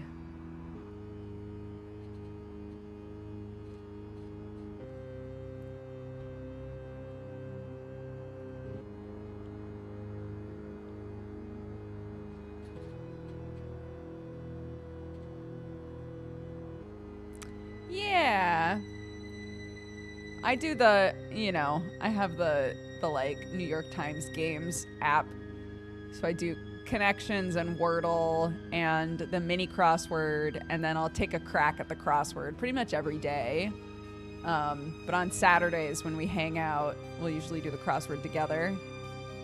And percentage-wise, like, how often do we finish it? I don't know. Like, maybe 5% of the time. But to be fair, we're also doing the weekend crossword puzzles. And those are so much harder than the weekday ones.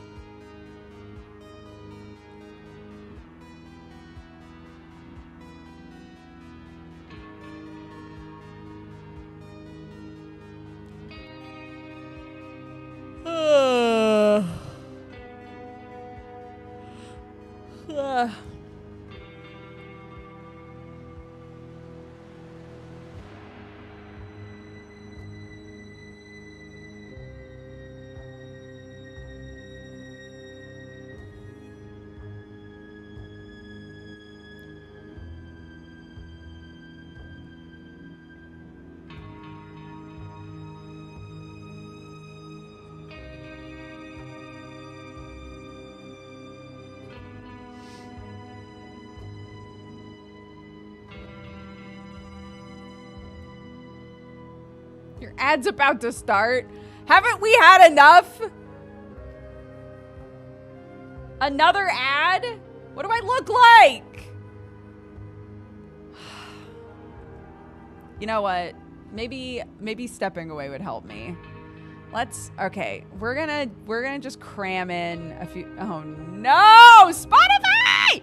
We're just gonna cram in a few minutes. Go pee, grab a drink, take your pills, do all that go for a walk. Kiss your dog, I don't know. And I'm gonna not look at this for a couple of minutes and hopefully come back and be happier. And be lighter in myself, you know? All right, be right back.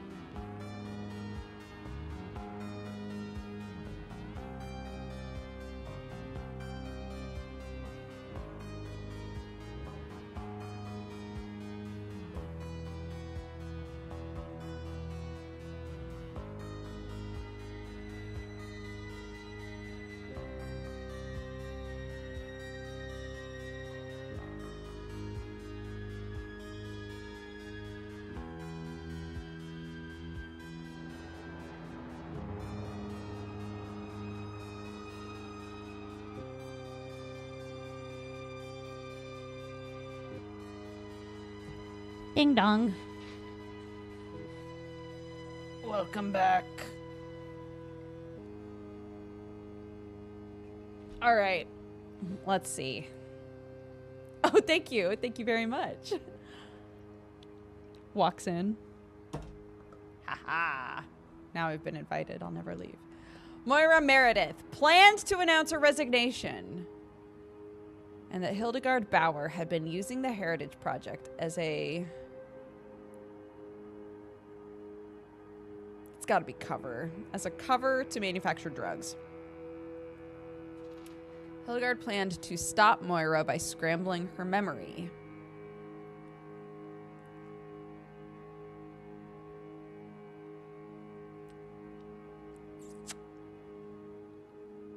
Roy warned Moira and her security that sound could be dangerous after talking... Sound? That's such a weird way to put that.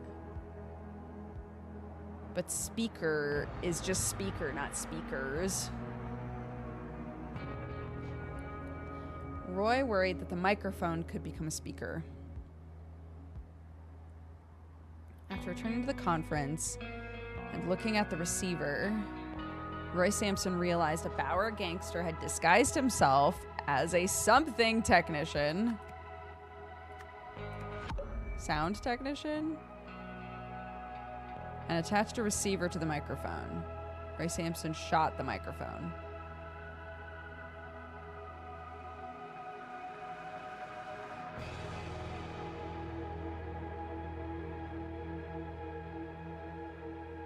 I just realized what the bot got me for, and I totally get it. Oh my gosh, self-awareness, we love it. It is confusing sometimes.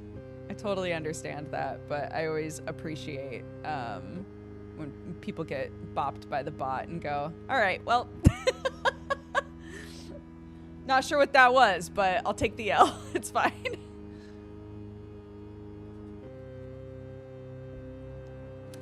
Okay. Attached a receiver to the microphone. Roy Sampson shot the microphone.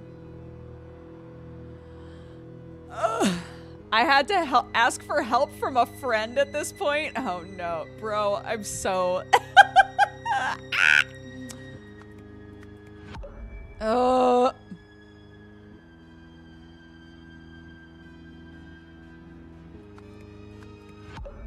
Okay, so, okay.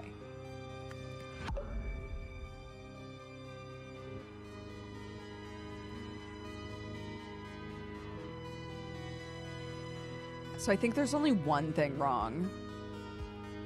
I've done this. I'm not even sure what you have wrong at this point.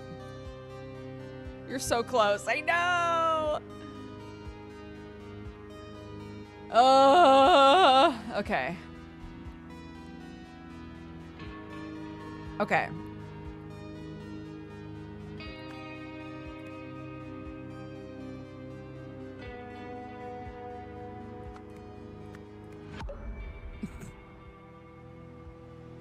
Okay, so now something is obviously wrong. And if I... What?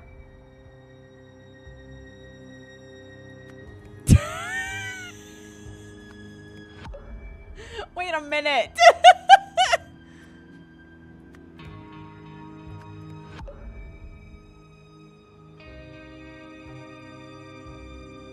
Why was I able to change both of those to something wrong? And it's still...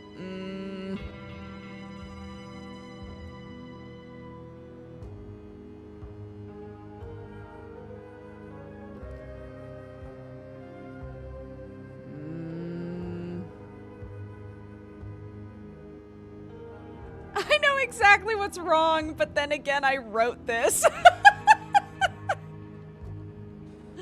Well, welcome. Please don't judge me for my frustrations. Welcome, Dev. Okay.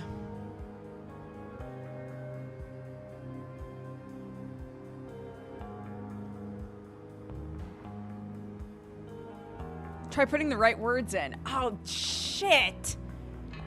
You know what? You're right. You know what? Silly goofball, this guy. That does help. God, Dev agrees. Dev agrees. I've been doing this all wrong. I need to put the right words in the right spots. Shit. How come when I change both of these words to car, is one of these words car? Is this car? I'm so confused. Egg cream? It has to be microphone. I guess these have to be the two words. But the thingy said that it would be speaker.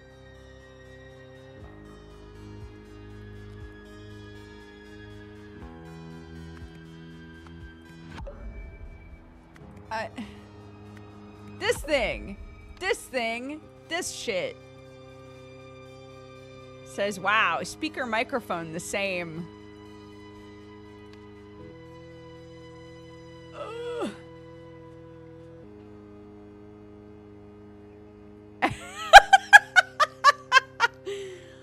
Come on, guys. We have a no helping rule in chat. Stop telling me to put the right words in the right spots, okay? I love that egg cream is forever in our vocab. I know, me too. I feel like we need an egg cream button. Like how Tiri, I don't know how she has it set up, but Tiri has like an audio command that chat can proc, or they can like use a command in chat and it'll play like a set of audio files that are associated with that command. And I think it would be really funny if there was an egg cream command and we could just take the audio from when I was screaming egg cream at that game. How's the DLC been so far for you? Great! You want to hear something funny, though, is a bunch of people showed up in chat and were like, I've never seen one of these games before, and this is the screen we were on. And I was like, guys, this is a terrible first screen to be seeing from these games. Like, I don't know how to explain this to you, but in context, this makes sense. I swear, in context, it's different, dude. But yeah.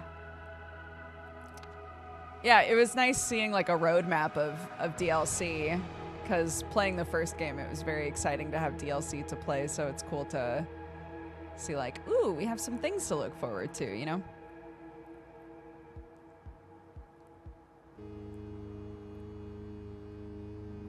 Egg cream is from the Root Trees Are Dead. We like found a clue that was really important, but I couldn't quite. It was one of those like, you know, in like a detective movie or like an episode of House where somebody just says something offhandedly and you can see on House's face that he's like, hold on. Hold on, I'm putting puzzle pieces together. It was that. My face was just like, I was staring inside of my own brain, just staring at the word egg cream, being like, what does it mean? It means something! So the clip is literally just me going, egg cream? Egg cream? Egg cream? So stupid. But like, yeah, now anytime I'm really confused, I'm just like, egg cream? Oh my god. Okay.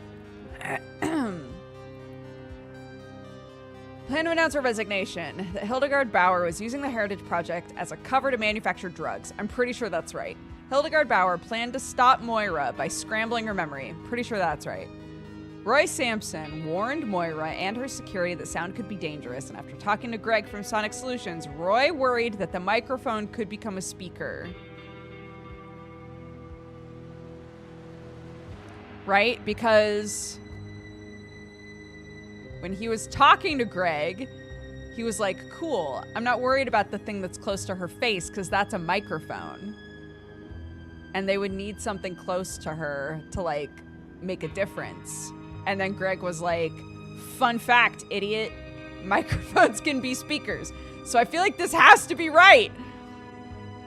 And then he came back and he looked at the microphone and he was like, somebody tampered with this shit. And then he shot it. What?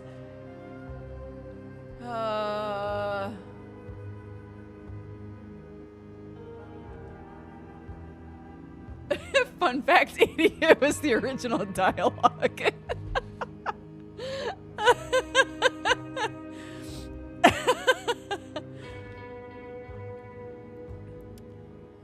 My cousin that I play Final Fantasy XIV with says that I have a gift for retelling situations. Because the number of times we play that game and she's like, I do not remember what the fuck was going on in this game last time we played. All right. Okay. All right. What are we doing, dude?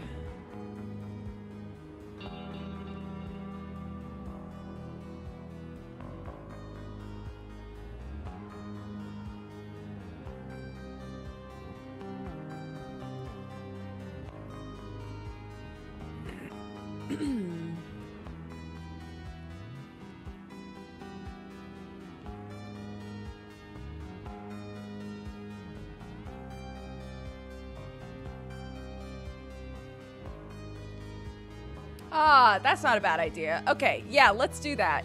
Is this paragraph correct? Is section 1 correct?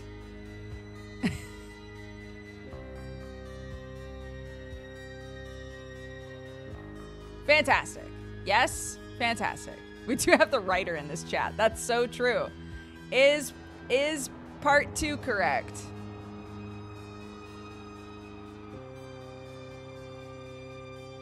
Okay. Okay. Is part 3 correct?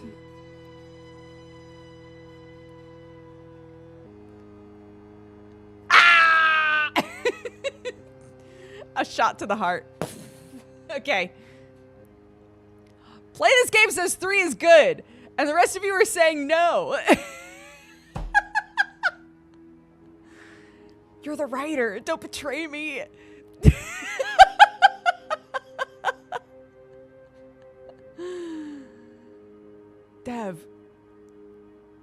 Dev, am I cooked?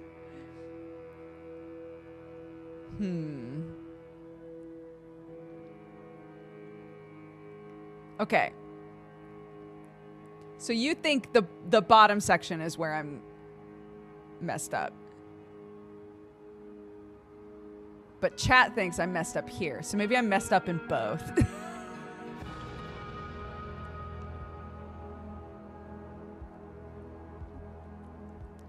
I had a different word or words in there. In here?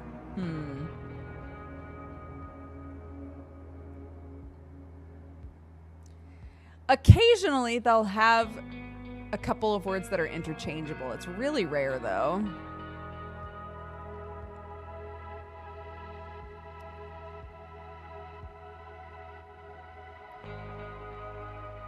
Okay. All right. I think it's interchangeable. All right. Then we're going to say I'm good and that I just need to focus down here. I just checked my save and 3 is good. Okay, interesting. So there's an interchangeable word here. I assume this, maybe? After returning to the conference and looking at the microphone, I think this word is where I'm getting fucked. Roy Sampson realized a Bauer gangster had disguised himself as a sound technician and attached a receiver to the microphone. So Roy Sampson shot the microphone. Earlier, when I had more things wrong, I tried changing this word out, and it said that it went from this to wrong. So I think microphone here is right. I think it's this.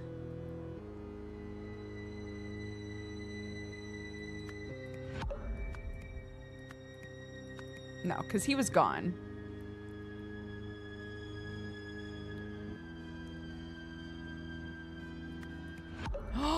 Oh, at the ledger? At the roster? Oh! Right! Because he would have seen that and noticed that a sound tech came. Oh, Jesus. Okay. Oh, no! Okay. All right. Okay. All right. Whew. Let's go. Where did Roy end up? He was guarding this side street. Unhand me! I don't know what that woman told you, but I run a legitimate business, and you've brutalized my employees. Oh, no. Oh, what are they seeing? Oh, no. Am I historian or history? Our escape, his weapon. Our hunger, my service.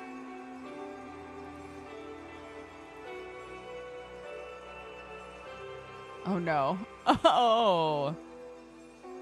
Is this what he thinks happened? Oh, gosh, it's so long. Oh, no, it's so long. Okay. What about you, buddy? Against all odds, we rise, not as conquerors, but as protectors of a galaxy that will remember this day forever. Oh my goodness. Okay, so they fought, clearly.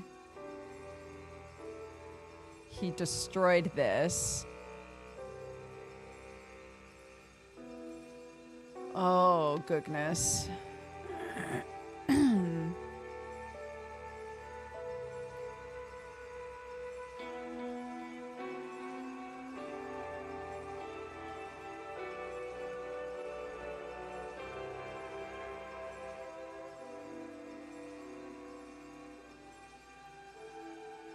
Oh.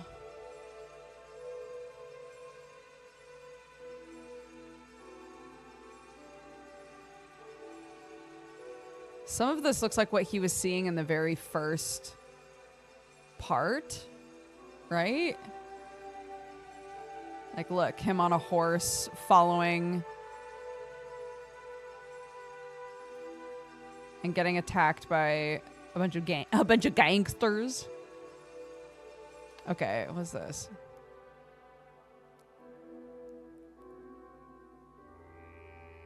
I assume I don't put this.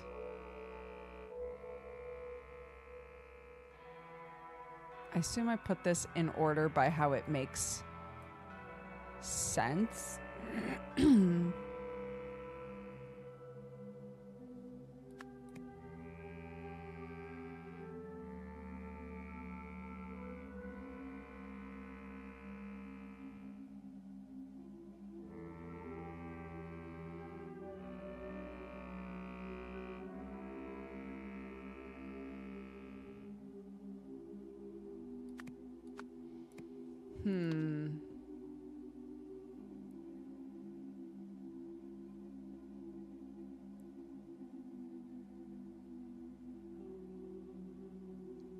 Thank you. Yeah, we're hoping Peachy can come home today, but it's whatever the vet says is best. Yeah, it says, yeah. Okay, so we're scrambling memories. So I think that this is what happened early on. Because look, that's the symbol from the chicken shop. The weird meat shop.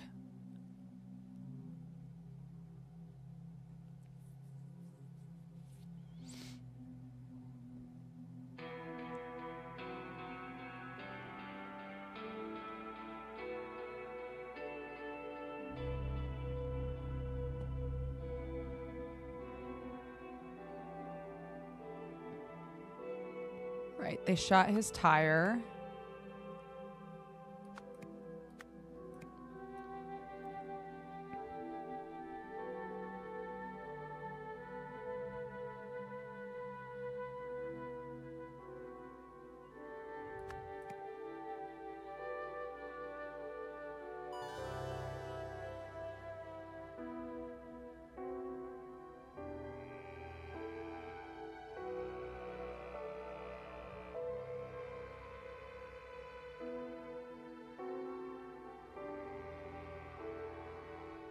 This is the tower falling.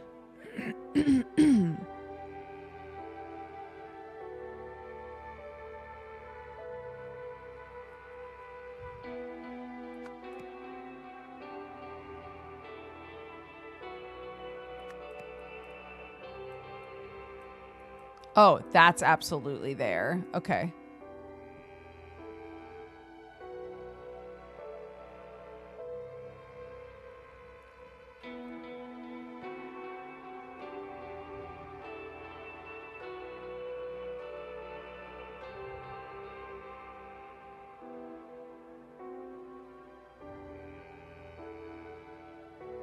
Trying to figure out what this chest thing is.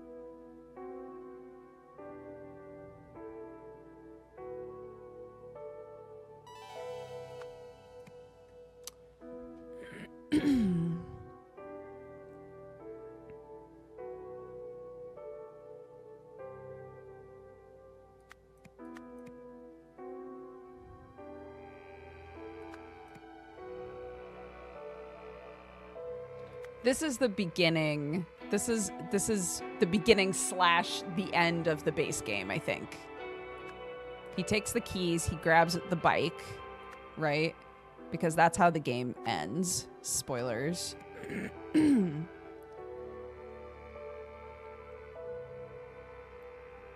Why is this here?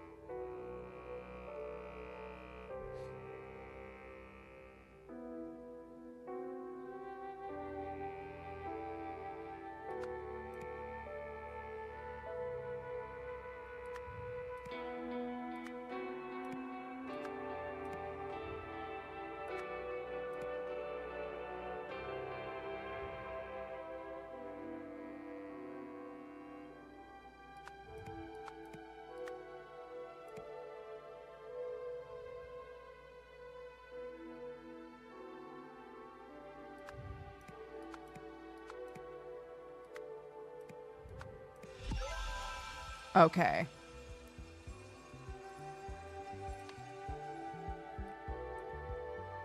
After escaping the asylum, Secunda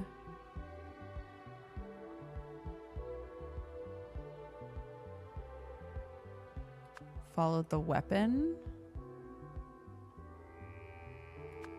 to the TV Foundation.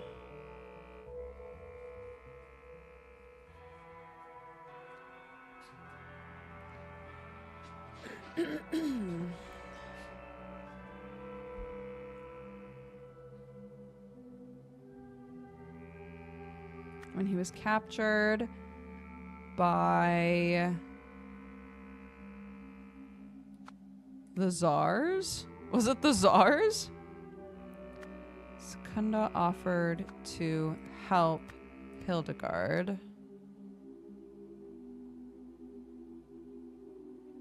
by turning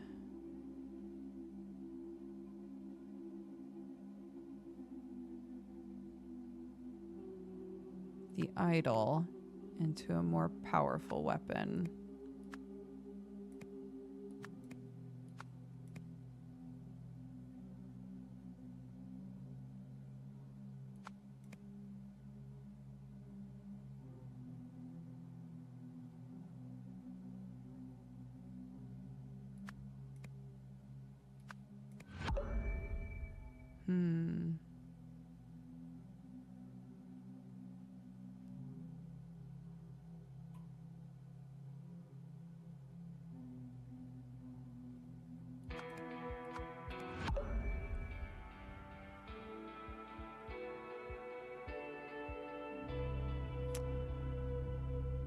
I'm trying to remember what they called it in the base game. I think they called it the idol.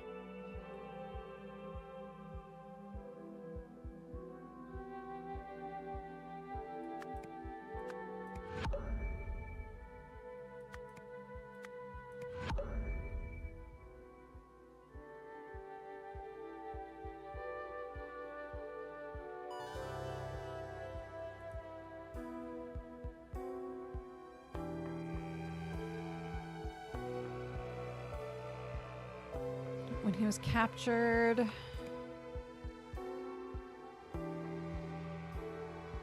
I guess, sure, by the Tsars. Secunda offered to help Hildegard by turning the idol? No.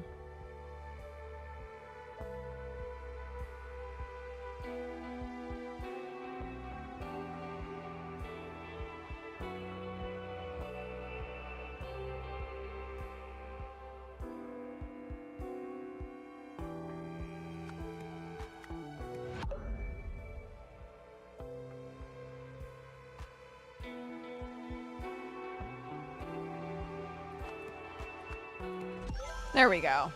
Okay. Okay. And now this one. What is he remembering here? What just happened, I guess? He's like chasing him.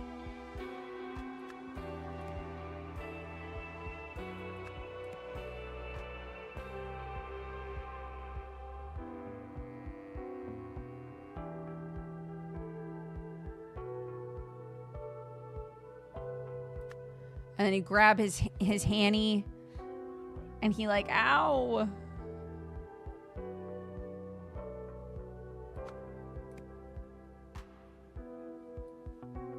How are you still alive if you got punched by that? Because whatever he's doing to punch stuff, he puts holes through everything. How are you alive, Roy? That's my question.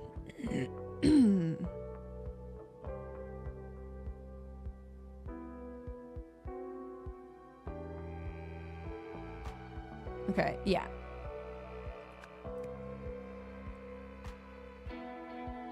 Okay, it can't be that because his hat's off.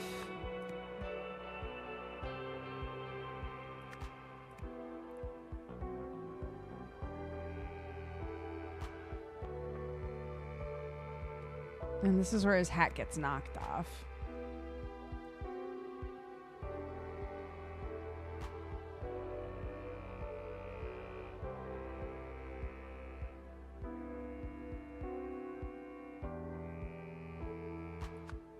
And then he knocks him over.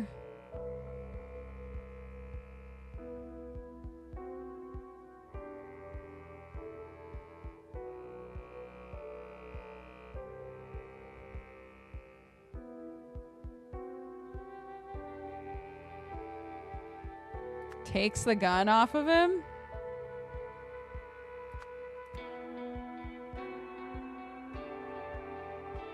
Roy's like, I'm gonna smack that little eyeball. And he's like, no, don't. And then he smack at the eyeball. He drop a gun. And he grab a gun. Yeah. And he gabagool.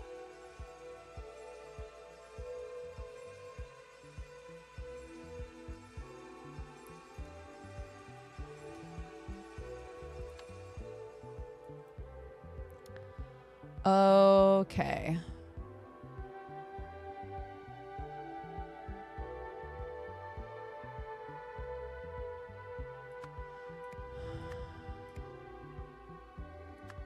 Roy saw that Eka Secunda had escaped into an abandoned store? Oh, where are we? Sure, store. Yeah.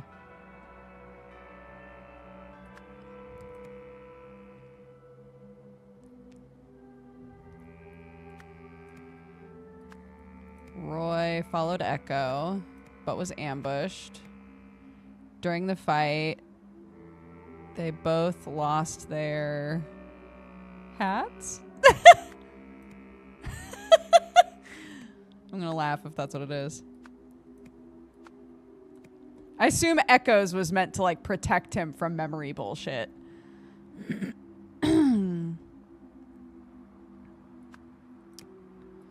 Echo took Roy's gun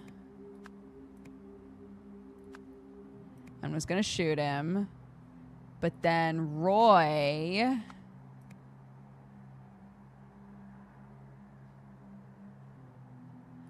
activated the Disarranger, which scrambled both of their memories.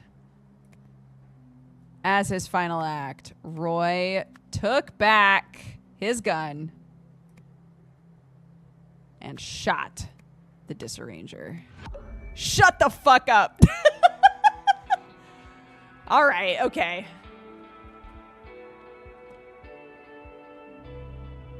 Roy saw that Echo had escaped into an abandoned store. Roy followed Echo, but was ambushed. During the fight, Roy and Echo both lost their earmuffs? Ah! Okay. They weren't real hats. They were fantasy scramble memory hats.